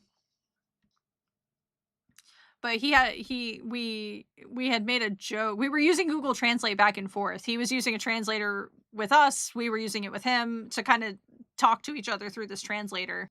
This video here is not exactly where we explored, but it does explore another part of Hida that we kind of like skimmed through. So I'll just have this going. Anyway, the streets are really small, and we were using Google Translate, and it was right after he kind of pulled into like an intersection with like oncoming traffic, and the implication was that we were supposed to squeeze on the other side of them and go around them. So it kind of looked like we were going the wrong way on a road, but it was just like a really thin one lane road. So we were like, the streets are really small here. And he was like, "Yeah, we know. All the drivers understand and kind of respect each other that way. So like it's almost like they don't really have any rules, but they know you're trying to get somewhere, and they know that like they're also trying to get everyone's trying to get somewhere. So they're like, "You know what? I'll scoot over for you, you scoot over for me, we'll figure it out." There's like no rules. It's crazy. It was a really neat drive. Um But yeah, Hita, let me speed this up just a little bit. Just kind of I'm gonna ask a question to the class. Does anyone know what Hita Japan is popular for? If your guess was Attack on Titan, if your guess was Attack on Titan, you'd be right. So Hita Japan was actually popularized for a different reason, right? They have, according to our taxi driver, they have a huge celebration, like a huge ceremony every April, like a like a fertility festival, basically, is what Hita is like known for, right? Um, before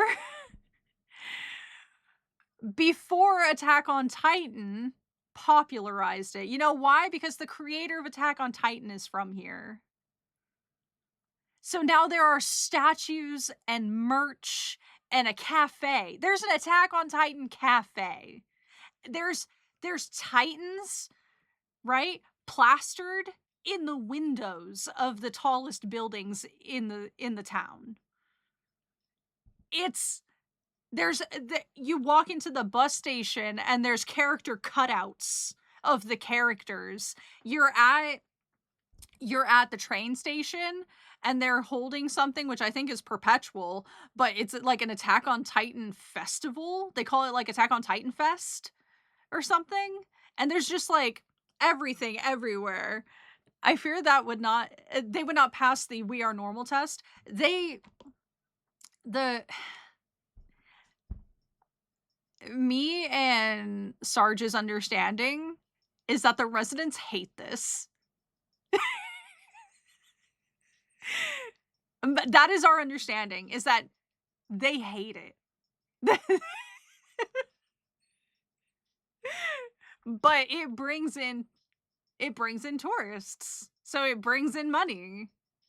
It's like when you go to Forks and mention Twilight. Yeah! When you go to Forks, Washington, there comes a point where enough is enough. Yeah. So, and I don't know when this happened to Hita. There's a little bit of headboard left. I hate that. I hate it so much. Kill me. I don't know when it happened in Hita, Japan. But our taxi driver was a little older. And he was actually really excited to share like what they were known for, like this festival and everything. Actually, hold on, let me see if I can find. These are really short. Oh my god. And now of course there's like content creator videos. In all capital letters, I visited the Attack on Titan town in Japan. And it's just like, I have to show you this. I have to. Look at this. Look at this. Attack on Titan town in Japan. Kill me. Oh my god. These content creators, I swear. Help us! Help us! Help us! Oh my gosh. They had like such a unique kind of name for themselves before it was like popularized by some media that they didn't have any control over, right? Hideo-sama mentioned. Yeah. Yeah. Oh man. He was our taxi driver. Hideo-san. I miss him. He was so funny. He was so nice. He basically gave us like a micro tour in like the 20-minute cab ride that we had with him. He was like giving us like the micro history, and like he apparently has like a cousin who lives here in the Pacific Northwest. So we were talking about the weather and he was just like, "Oh, is it snowing a lot there?" And we were like, "No, not yet." But yeah, so this was 6 years ago. Not an Attack on Titan to be seen. I love the idea when you're coming home and someone going, "How was it?" and you 2 launching into the tail of your taxi driver. That's adorable. I love him! I wanna go back just to say hi to him. Okay. So, while we were in Hita, we knew that we were going to kind of use it as like a home base situation. This was before we understood Hita was really out of the way and like transit there was not very accommodating. So we really only did 1 day of exploring outside of Hita. Um, and then we left Hita, and I'll tell you why we left Hita early ahead of time. The beds were terrible. The beds were so bad. It was like I might as well have been sleeping on the ground. It felt like sleeping on a box spring. I could not sleep the first night we were in Hita. I couldn't. I just literally couldn't. I was awake all night. I only got, I think, an hour or 2 of sleep that first night in Hita, unfortunately. The bed was so bad. I had to buy seat cushions. I had to buy seat cushions from like a it was like a supermarket called Aeon. They have like a lot of house goods and stuff. I bought seat cushions to sleep on for like, I don't know, like $3 or something. I bought 2 seat cushions and I had to sleep on those. So we left Hita a night early, unfortunately. We'll skip ahead to that. Just know that we didn't stay there as long as we wanted to. Anyway, we went to Fukuoka because it is home to one of the Gundam replicas. There's a Gundam store there called Side F. The Gundam Base Side F. And basically they just have a bunch of Gunpla. The store itself wasn't incredibly varied, but it was really neat to see everyone's models. We couldn't take a lot of pictures. It was kind of because I couldn't read. I didn't know if it was okay to take pictures. So I didn't end up taking pictures of any of the models that were on display. Come on, buddy. Help me out here. Okay, there we go. So, I don't know how to describe the scale of this thing. It's literally like 5 stories tall. Look at it. I mean, you can see it, right? But it's so crazy when you're actually standing at the feet of this thing looking up at it. It's huge. I was not expecting it. I almost cried. Did I cry? I can't remember. I almost cried if I didn't. I remember getting really emotional. I have an emotional attachment to this particular model. It's way bigger up close. It's huge. It's huge up close. Like you can go I don't know if they're going to go to the feet, but you can see all of the marking where it's like be wary upon ignition or anything like that. There's like all the warning markings and everything. You cried a lot. I don't remember.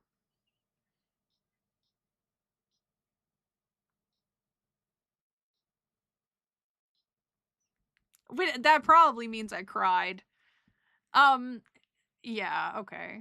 Sarge and I have, I think I mentioned it a long time ago at this point. Um, Sarge and I have a, original Gundam story that we write and play together. Um, and one of my characters is like the pilot of the Gundam. Um, we also had these. I did not make these yet. But they're little acrylic standees of Char and Amuro from Char and Amuro. So we got those. I got a side F keychain. At this point, I hadn't found any Hyakushiki merch. So, and I saw on this gacha, right? You could get a couple things. You could get like the Gundam. You could get one called a Suzabi. You could get a Zaku, a green Zaku, and then a coveted golden, yellow Hyakushiki. And I looked at Sarge and I said, if I don't get the Hyakushiki, I'm just gonna kill myself. And I got the Hyakushiki. Anyway, so outside of the Gundam store, I did manage to find a Hyakushiki, which I would love to build on stream sometime. My autofocus is killing itself right now. But I would love to build this. But yeah, it was really, really neat. It was so cool. Very emotional. I got some, like, really cool little things out of it. And, I don't know if I guess it would depend. If it was, like, on the way, I would wanna go see it again, but I wouldn't go out of my way to see it again. Just because really that's all there is if you're not really going for anything else. It just stands there. It has some light shows at night, so maybe you could go back and see the light shows at night. Um, but there isn't really too much it's a normal mall. I guess you could save all your, like, shopping for that mall in particular and then make kind of a day out of it. Um, for us, it was really just, like, a day trip to go see the Gundam, and then once we saw it and did, like, a little bit of shopping, like, at the Gundam base, then it was pretty much done. It was pretty much a done experience. So, traveling did take most of the day, though, because getting to and from Hita was an endeavor. Um, it was definitely an exploration. So this is Joyful. This is from a very long this is from, like, a year ago. It looks like it was filmed forever ago. But they have a little bit of everything on the menu, and I don't know how to feel about that. You go to a cafe. Oh, okay, okay. Or as we call them, cafes. Then you can get a full English or a decent lunch. Okay, okay. It's never top tier, but yeah, yeah, yeah. Yeah, it's basically a Denny's, which is basically a Joyful. Um, Joyful has just, like, some of the weirdest, um, uh, it's like I said, it's like you described American meals to them, and they were like, so like this?"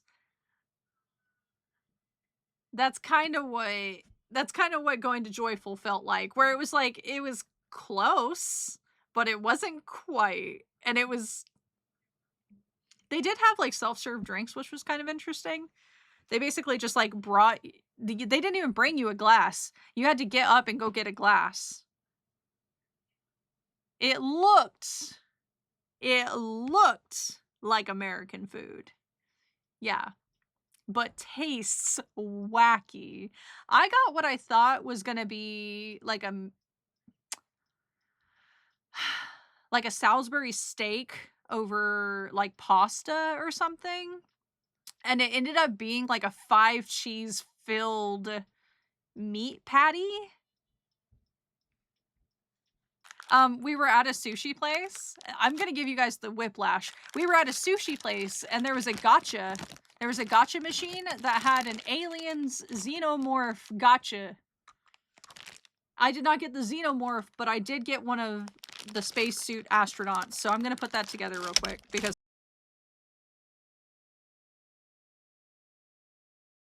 the little guy fell onto the keyboard. And it was so weird that we came out of a pretty decent, I think it was Sarge's favorite sushi spot in Hita.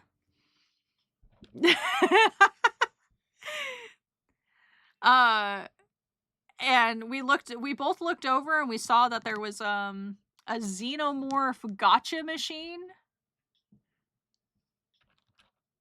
They had smoked duck sushi. They did have smoked duck. That was kind of nuts. That was kind of crazy of them, to be honest. I do kind of love that I got the astronaut. Unfortunately, I don't know what foot this goes on. I think it's this one. Is it this one? Yeah, I guess so. Sure. I got like a little like in a little suit, little astronaut from the first Alien movie. I guess it wasn't an astronaut. It was like their space suit, like their walking suits.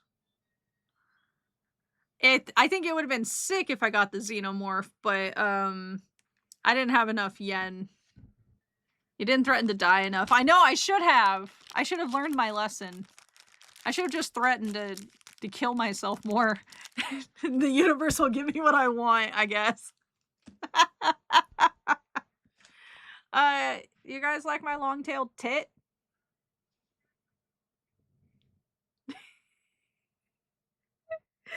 A very nice lady. I was looking at these, and she was very politely telling me about it completely in Japanese.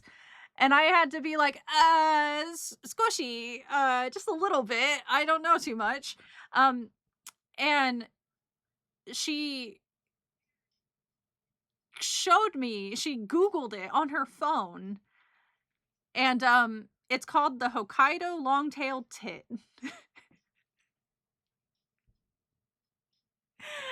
And I wasn't gonna buy it, but this little guy makes me think of her now. Makes me think of that kind old lady who was telling me she was going on. She loves this little guy, right? She was telling me, I caught a couple words, and contextually she was telling me how they migrate in Hokkaido in the snow. When it's snowing in Hokkaido, you see a lot of them, is what she said. And she came up to me and was showing me and tech support pictures and everything on her phone. And she was just so sweet. And I love her. From Fukuoka, like I said, we left Hita a day early. We went to Numazu, which is southwest of the Tokyo metro area.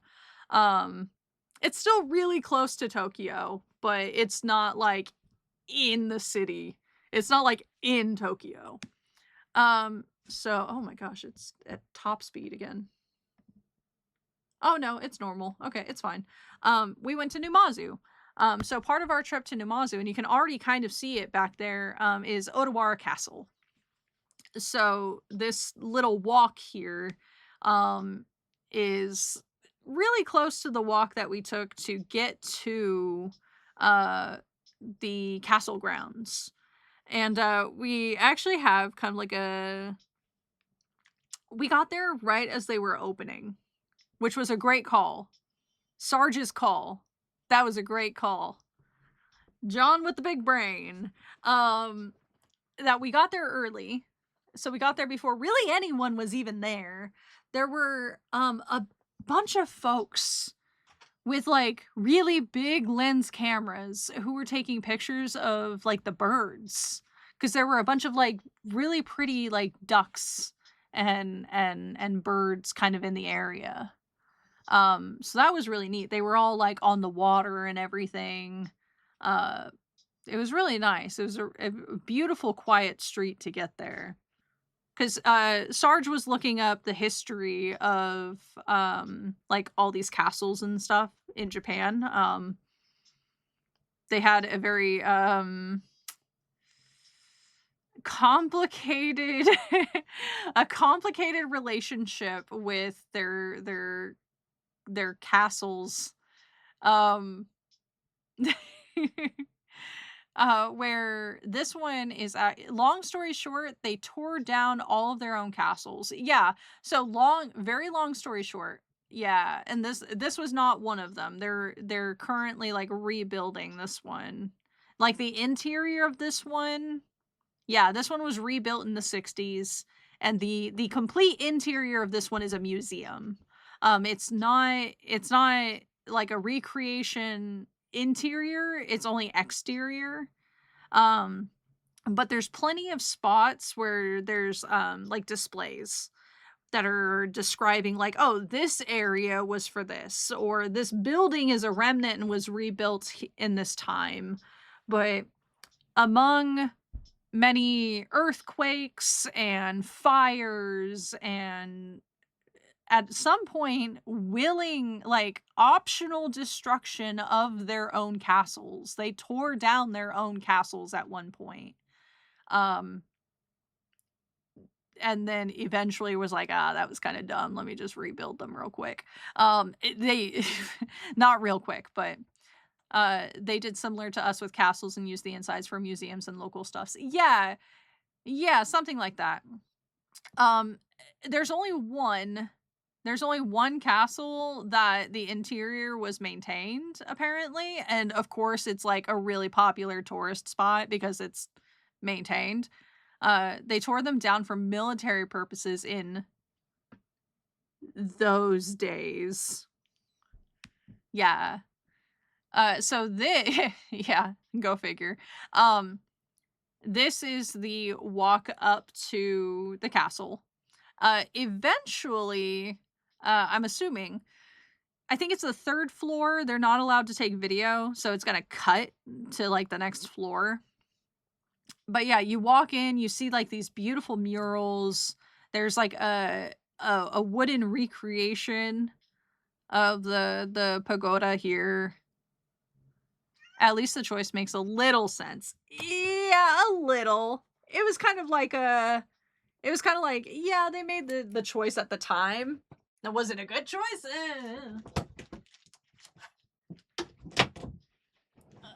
Okay. Sorry, I had to let the co-pilot out. They have a bunch of artifacts, like relics kind of stuff. I say artifact. Um, but they have a bunch of we stored a lot of our valuables in castles instead. True. They recovered a bunch of, I think it's on the second, I can't remember which floor it's on. They have a display where they salvaged a lot of the broken pottery and mended it. Like they reshaped like the other half of it, or they filled in the holes, stuff like that, so that way you can see the complete uh pottery. What's it called? Dishware? Uh oh, this is the castle grounds and all of the land behind them. There's a crazy, like, video display of the story of the castle where they basically built it overnight. There was, like, this huge siege going on, and they built a castle, like, literally overnight.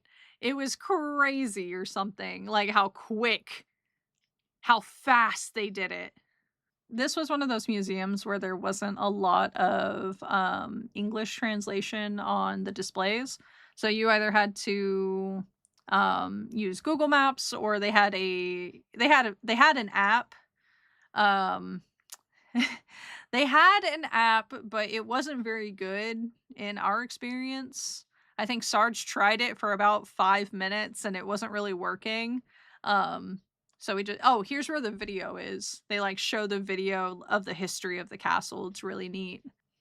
I think what they're not showing here is further down in the actual grounds are 2 other museums. One, they're very small.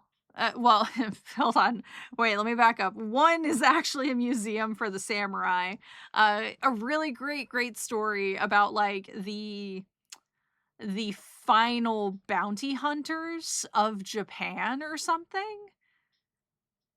Is that it it used to be legalized by um whoever at the time was in charge, right? To be like, "Hey, you can go get revenge. You have legal authority to go murder this man for revenge." So they have a whole museum, like floor of a museum basically. Dedicated to the final revenge in Numazu. It was really cool. It was really neat. They had like a 3D show or something. It was really simplistic. It wasn't anything crazy, but it was really pretty. The other building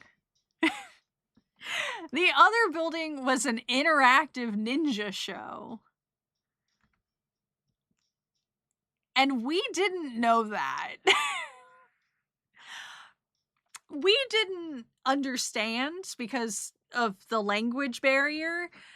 We thought it was part museum with an area for the kids. Interactive? Question mark. 8-bit, you are asking the right questions. You are asking more questions than we asked.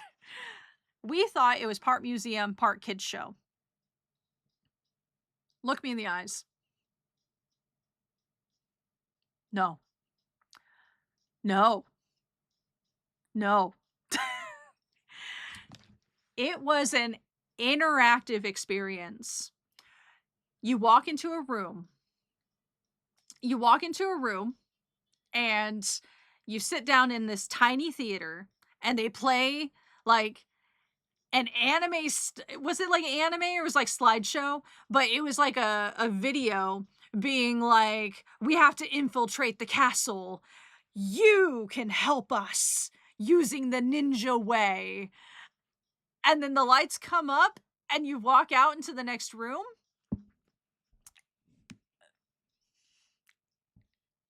And it's an obstacle course. It's an obstacle course. And we are they did try to warn us. They did try to warn us. They were like, for kids, right? They keep saying kodomo. And I'm like, oh yeah, no, it's kids, but then like we're looking down a hallway, right? We're looking down a hallway that has a bunch of like informational stuff. So we were like, oh yeah, we'll go through the kids section and we'll just come back out into the informational hallway. That makes sense. Whatever.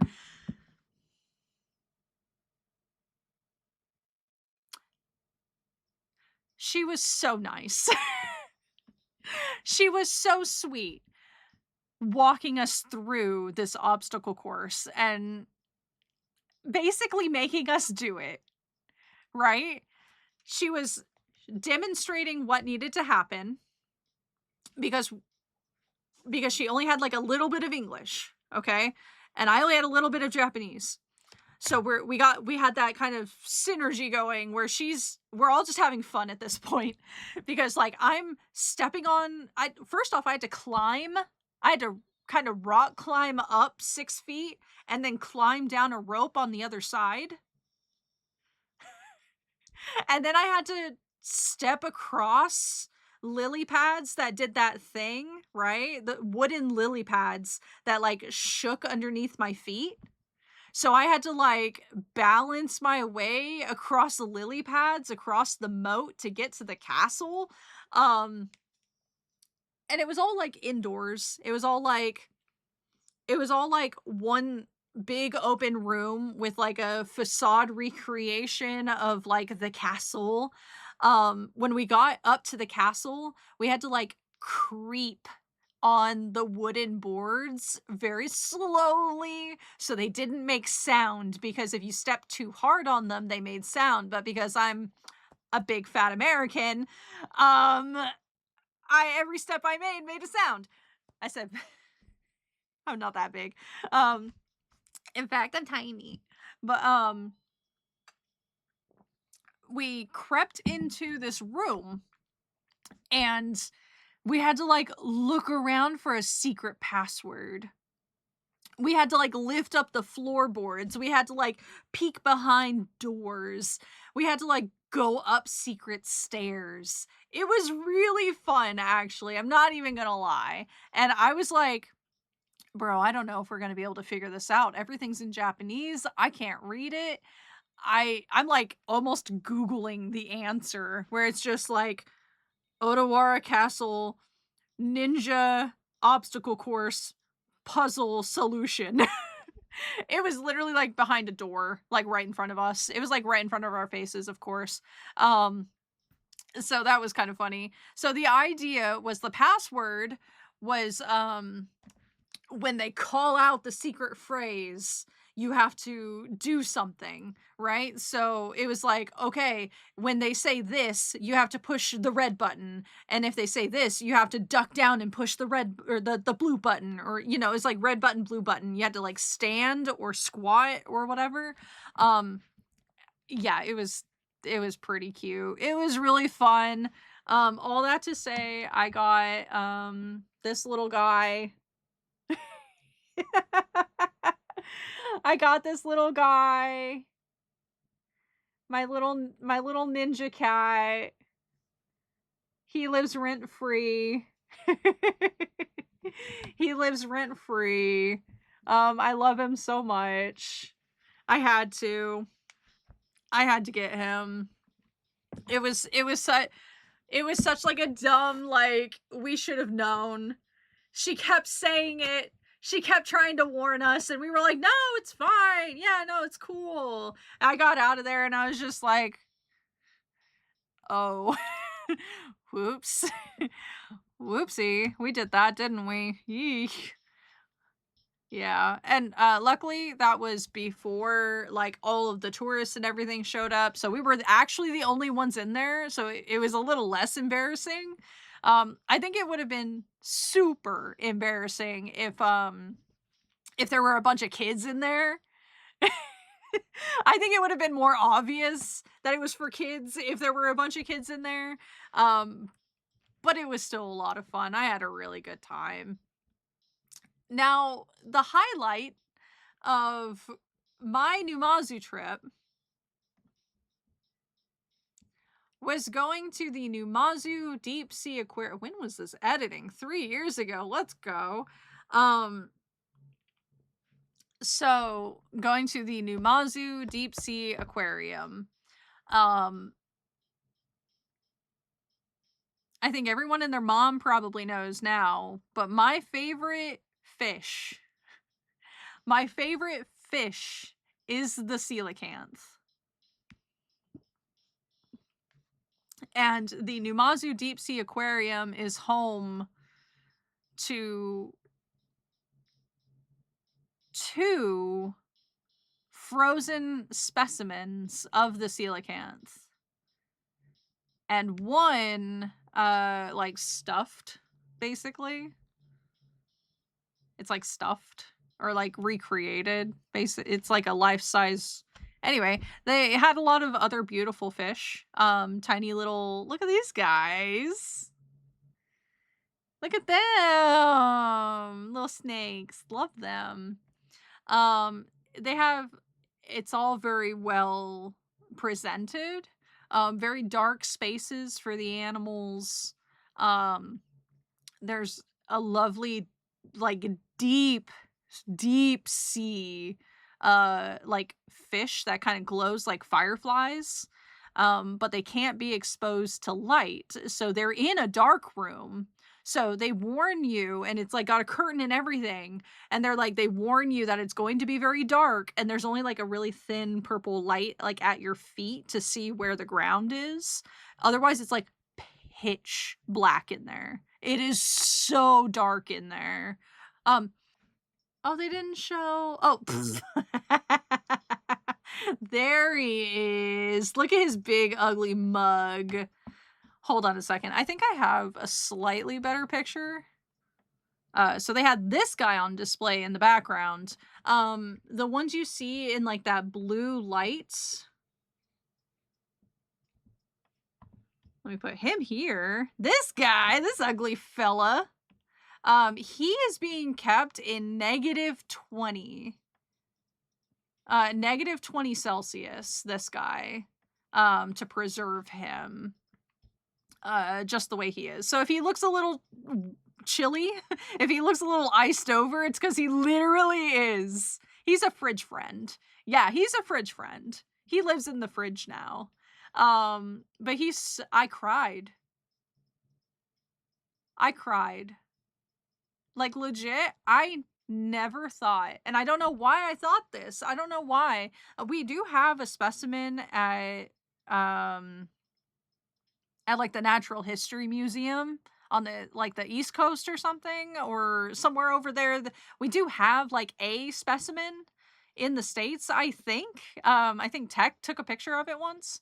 Um, I don't know why I thought that I would never get to see it, but being like 2 feet away from it, right? With just like a barrier of glass. Like, if the glass wasn't there, I could have reached out and touched it. It was right there. It wasn't even like I cried. I was so like emotional. I was crying in the club. My Digimon shrine. Bless it. Bless it bringing me joy. Um I was a mess. I was just crying. It was so, this dumb fish is so special to me. You good? Fish. Fish.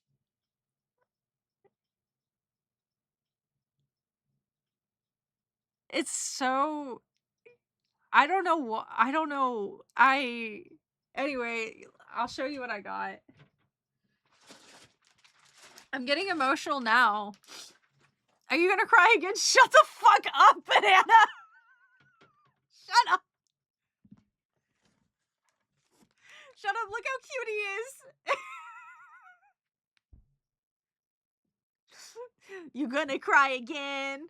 Look at him. So he has a string, and he shake. He shakes violently like a chihuahua.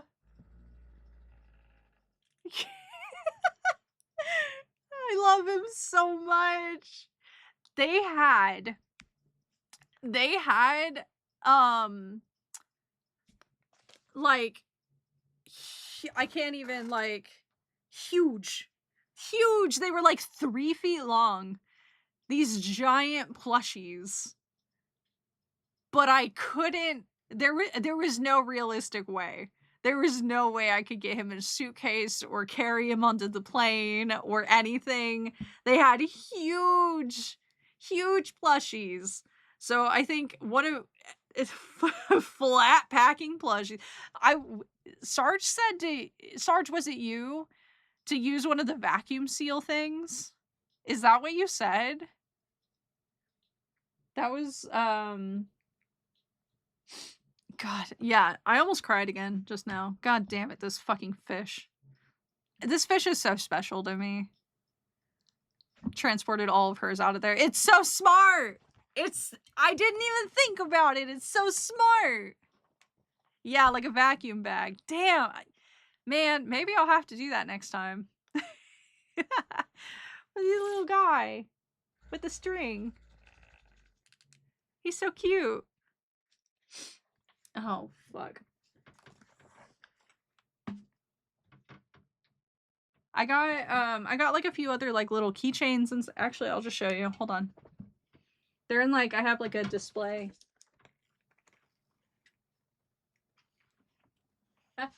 Okay. So, first I have this really beautiful like towel. It's like legit just like a towel. Oh, this way. Very beautiful. Love it. And it says endangered species at the bottom.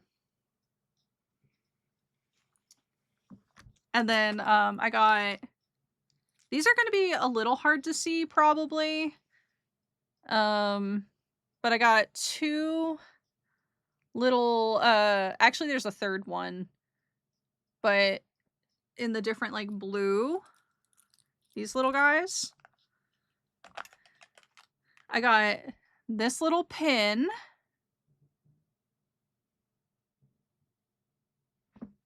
And this little metal bookmark. Oh my god, I forgot to show you guys something. Oh my god, hold on. Do you guys so at Book Off, they sell whole sets of manga. It's so funny that my entire haul was 1 pack of cigarettes. Yeah, that's that's very on brand. 1 pack of cigarettes and a lighter. And some PS4 games, yeah. You got, like, 2 PS4 games. So at Book Off, they sell whole sets of manga. If they have the whole set, they'll package it up and then sell it as a set.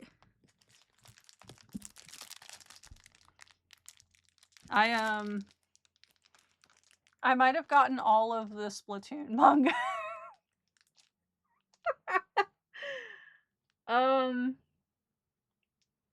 So I might have gotten all 16 volumes of the Splatoon manga. All of this was $17. For the small caveat that I need to learn how to read them. But on the plus side, it's content that is engaging for me. So it's going to be really easy to learn how to read these, which is exactly why I wanted to get them. I actually passed on them the first time. I passed on them because I wasn't sure if I was going to have enough space. But then once I got the suitcase, I was like, yeah, I can fit those. Yeah, I can fit those. That's like $13. Yeah.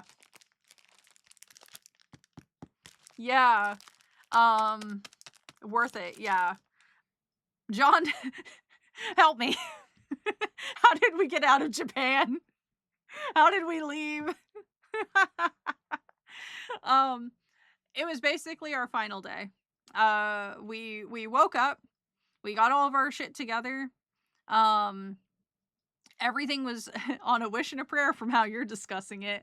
I let Google Maps lead the way. That's what, yeah. Plot twist, you're still in Japan. Take me back. Let's go.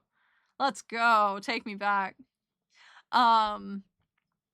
Yeah, I had repacked literally everything the night before. Everything was repacked. We had a bag for all the books.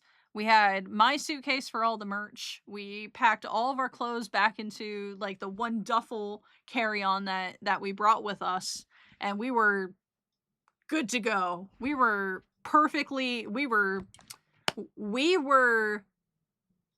there was no free space. We were absolutely filled.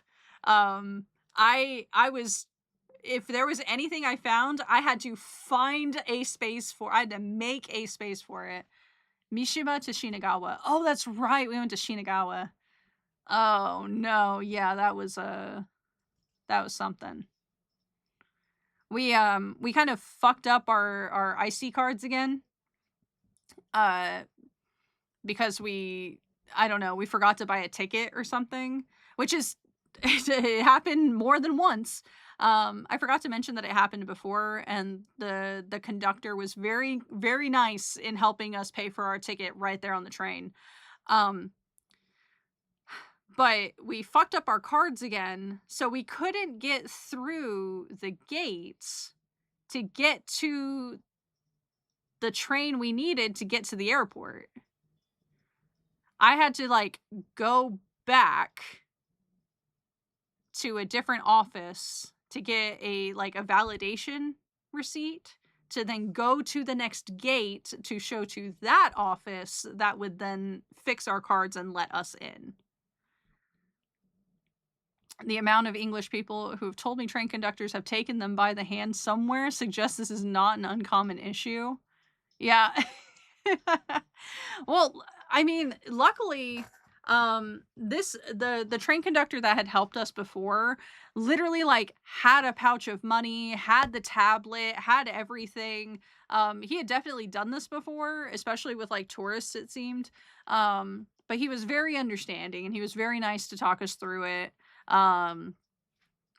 Again, he didn't speak any English, so it was all Japanese. I was barely hanging on to the context, where he was trying to explain to me, that the IC card gets us through the gates, but some trains, depends on the line, right? It depends on the line that you're taking, because there's like 3 different train companies that control these lines.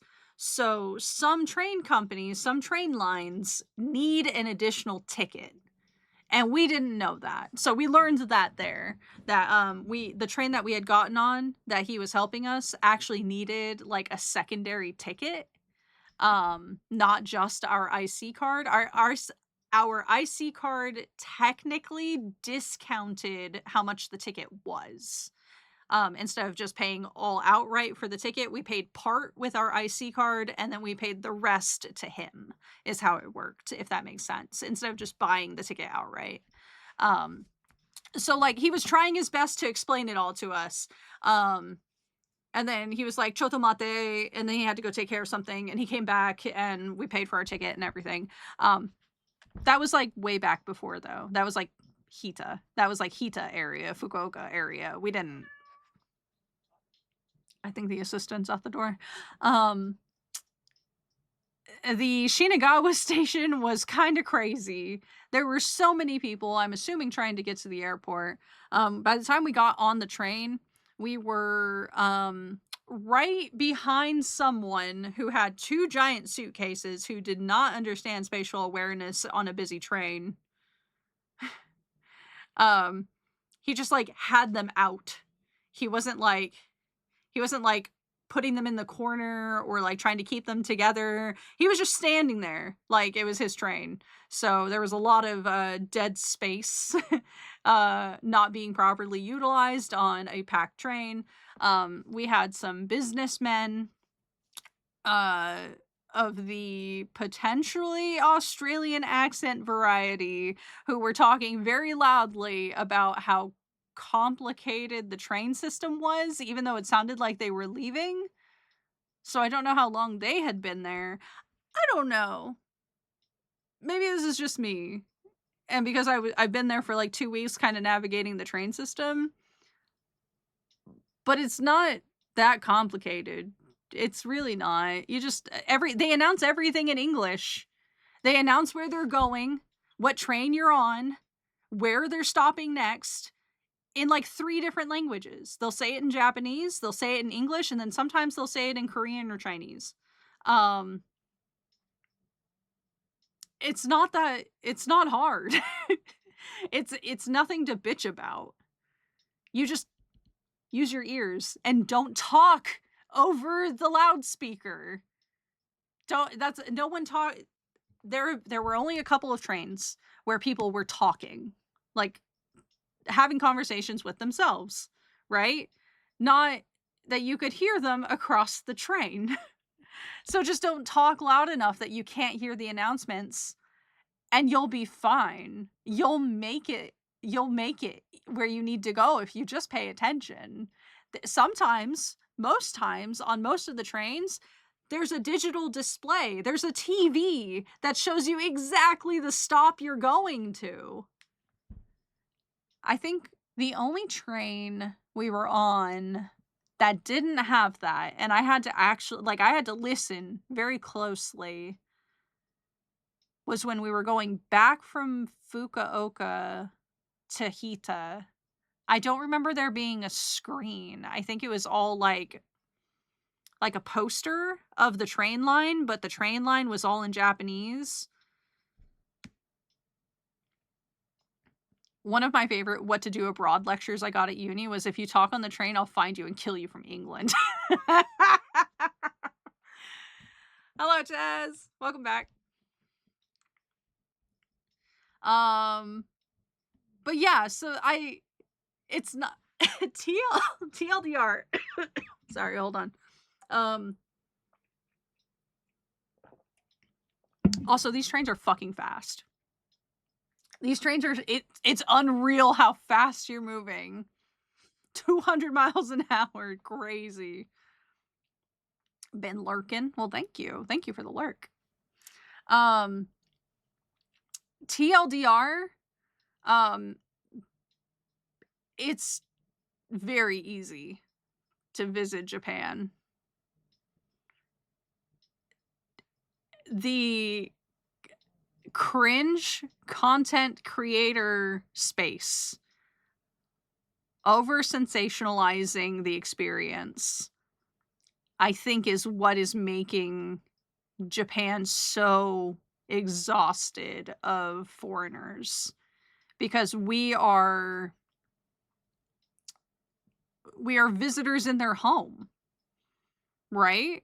Like for the most part, we should be there to respect their culture and learn their culture, right? I mean, we pick up our little souvenirs and trinkets as like, oh yeah, no, we went to Japan. I picked up a souvenir to remember the trip, to remember the experience. I literally bought a long-tailed tit because a very nice older lady was just sharing her passion about this. This is why I bought this specifically. I wasn't going to buy this, but I wanted to remember her and her passion for this beautiful little creature in a land that she loved. Like she must have had like some very important memory of this, and she thought that she would share that with me, and that is what's special to me. This is why this is ooh. Obviously, I went to go buy some special merch that I couldn't get in America. Like, of course I did that too, but that wasn't the only reason I was going. I wasn't going there to completely disrespect their home. I just knew, like, hey, if I see this thing, that's gonna be awesome. That's gonna be really cool if I can find that book. Or if I can see that coelacanth or whatever, that's all gonna be awesome. But the other part of it was literally this on the screen right now, was just seeing and experiencing their home, you know? It was just a good time. It was like it was such a good time. Hello. Okay. Yeah, I'll just put us right here. Okay, so um what what I learned on the airplane back. Um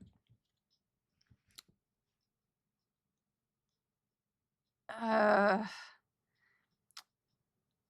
the airplane ride to Japan was very accommodating. They came by with food like every 2 hours, right? There was like a constant service for like refreshments and food and everything. Um and we kind of got that on the flight back. We flew in ANA and then we flew out Delta. Um so I didn't even it wasn't even like the service of the plane that wasn't the problem. It was the passengers. I can't. The way that you can visit a country, right? Like Japan, who has a trash culture of keeping things clean, right? Like obviously there's going to be city trash, right? There's just going to be an accident like, oh, someone dropped their receipt here or some asshole left their bottle, whatever. But for the most part, you don't find like intentional litter all over the place. Um People pick up after themselves. I had watched a family on one train who was eating popcorn with their baby, with their kids. And anytime they would drop popcorn, the dad like was like, "Hey kid, pick that up." Like, "Hey, that's we're not going to leave that mess here." And like the trains were always so clean because people were picking up after themselves. And when we landed back in the States, there was trash on the floor of the airplane from people who had been sitting in the same spot for hours and could have maintained their trash in like literally any form. They came by all the time asking for trash. Like there were so many opportunities to hand your trash or pick up your trash and hand them to one of the attendants. Why is there trash on the floor? Like why would you do that? It's so odd. People were leaving the blankets and slippers that were handed out, right? They were on your seat. When you took your seat, there was like a complimentary blanket and slippers. People were just leaving those slippers and blankets just like on the floor and just not even putting them back on the seats. So there was like trash on the floor, there were blankets on the floor, there were people when we, had gotten back out to get our bags, there was a very loud group in particular. Someone had said, Sarge, how did they say it? They said something, I can't wait to be loud and obnoxious in public again," or something. Like, it's so good that I can be loud and obnoxious in public now. And it's like, that's a choice you're making to say that and to be like that. And the fact that you're proud to be loud and obnoxious, that you would say it so like, and they said it very loud and obnoxious, not even like, yeah, you can't actually. Um, they only had like a group of 4 people, but I still heard it from like 15 feet away. They were being so disrespectful of the quiet airport space around them, and most people were because that's not the culture here. People talk as loud as they want because they're not spatially aware of the people around them. The whole world revolves around you. You're can't can't wait, mate. You're waiting if you're yeah, you aren't waiting if you're doing. Yeah, exactly. It was mm-mm. And just like there's something about like I had noticed that in Japan, like you don't stare at people, right? I mean, it's they don't I mean, they weren't staring at me, I wasn't staring at them, right? Do as they do. When you're not in your home, you do as they do. So, I had gotten so used to not looking, like, at people while I'm waiting for something, right? Like, I mean, most people are looking at their phones anyway, but, like, I'm not looking at people, and while we were waiting for our bags, I was standing at one end of the luggage carousel with Sarge, and there was a guy just staring at me, and it was making me so uncomfortable. It just reminded me of how uncomfortable I am in, like, public spaces in America, that people just, like, are okay staring at other people and being weird about it, and it's like, this is weird. I don't like I had to move. I had to walk away to the other side of the carousel where he wouldn't stare at me. It was so weird. Well, he was like 10 feet away past like a whole group of people. So it was like obvious he wasn't looking for his bag. It was obvious he was like looking at either Sarge or me, but it was still really weird. So I just like walked to the other side where he wouldn't see me. It was really creepy. I did not like that. It was, oh my gosh. Yeah. There was just like a lot of things like, just like the in public spaces being loud and obnoxious that I did not miss at all. Or just like how again, how clean things are. How like there's trash everywhere. Literally everywhere, which is crazy because there are so many trash cans available here in the States. Right? You turn a corner and there's a trash can. Why is there trash on the ground? That doesn't make any sense. That in fact perplexes me even more because in Japan, right, there aren't too many public trash cans. There are some in the parks, there's some at the train stations, right? But mostly you hold on to what you create until you find a proper place for it. So when there are so many trash cans available, why is there trash right I don't understand. I'm so confused. Man, crazy. Absolutely crazy. Like I totally get the hate on Americans now. It took me I mean, I understood before, but I definitely get it now. Hi. Are you snoring? Yeah. Thank you guys again.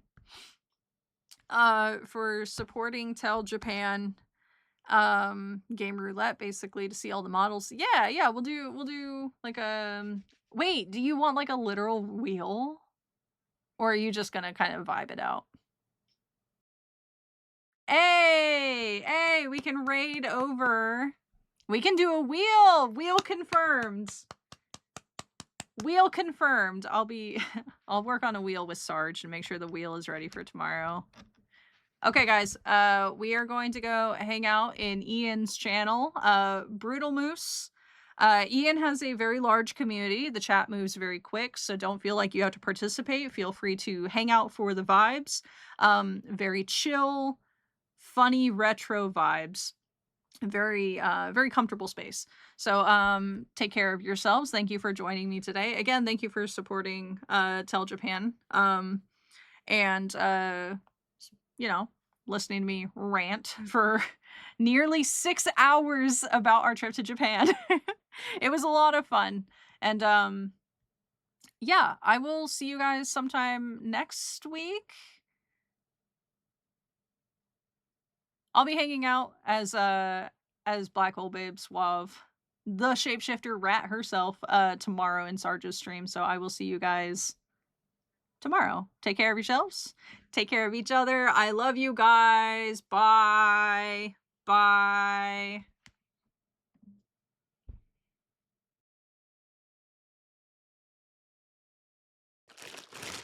You guys play Metal Gear Solid? You guys play you play that one Metal Gear game? You play that Metal Gear?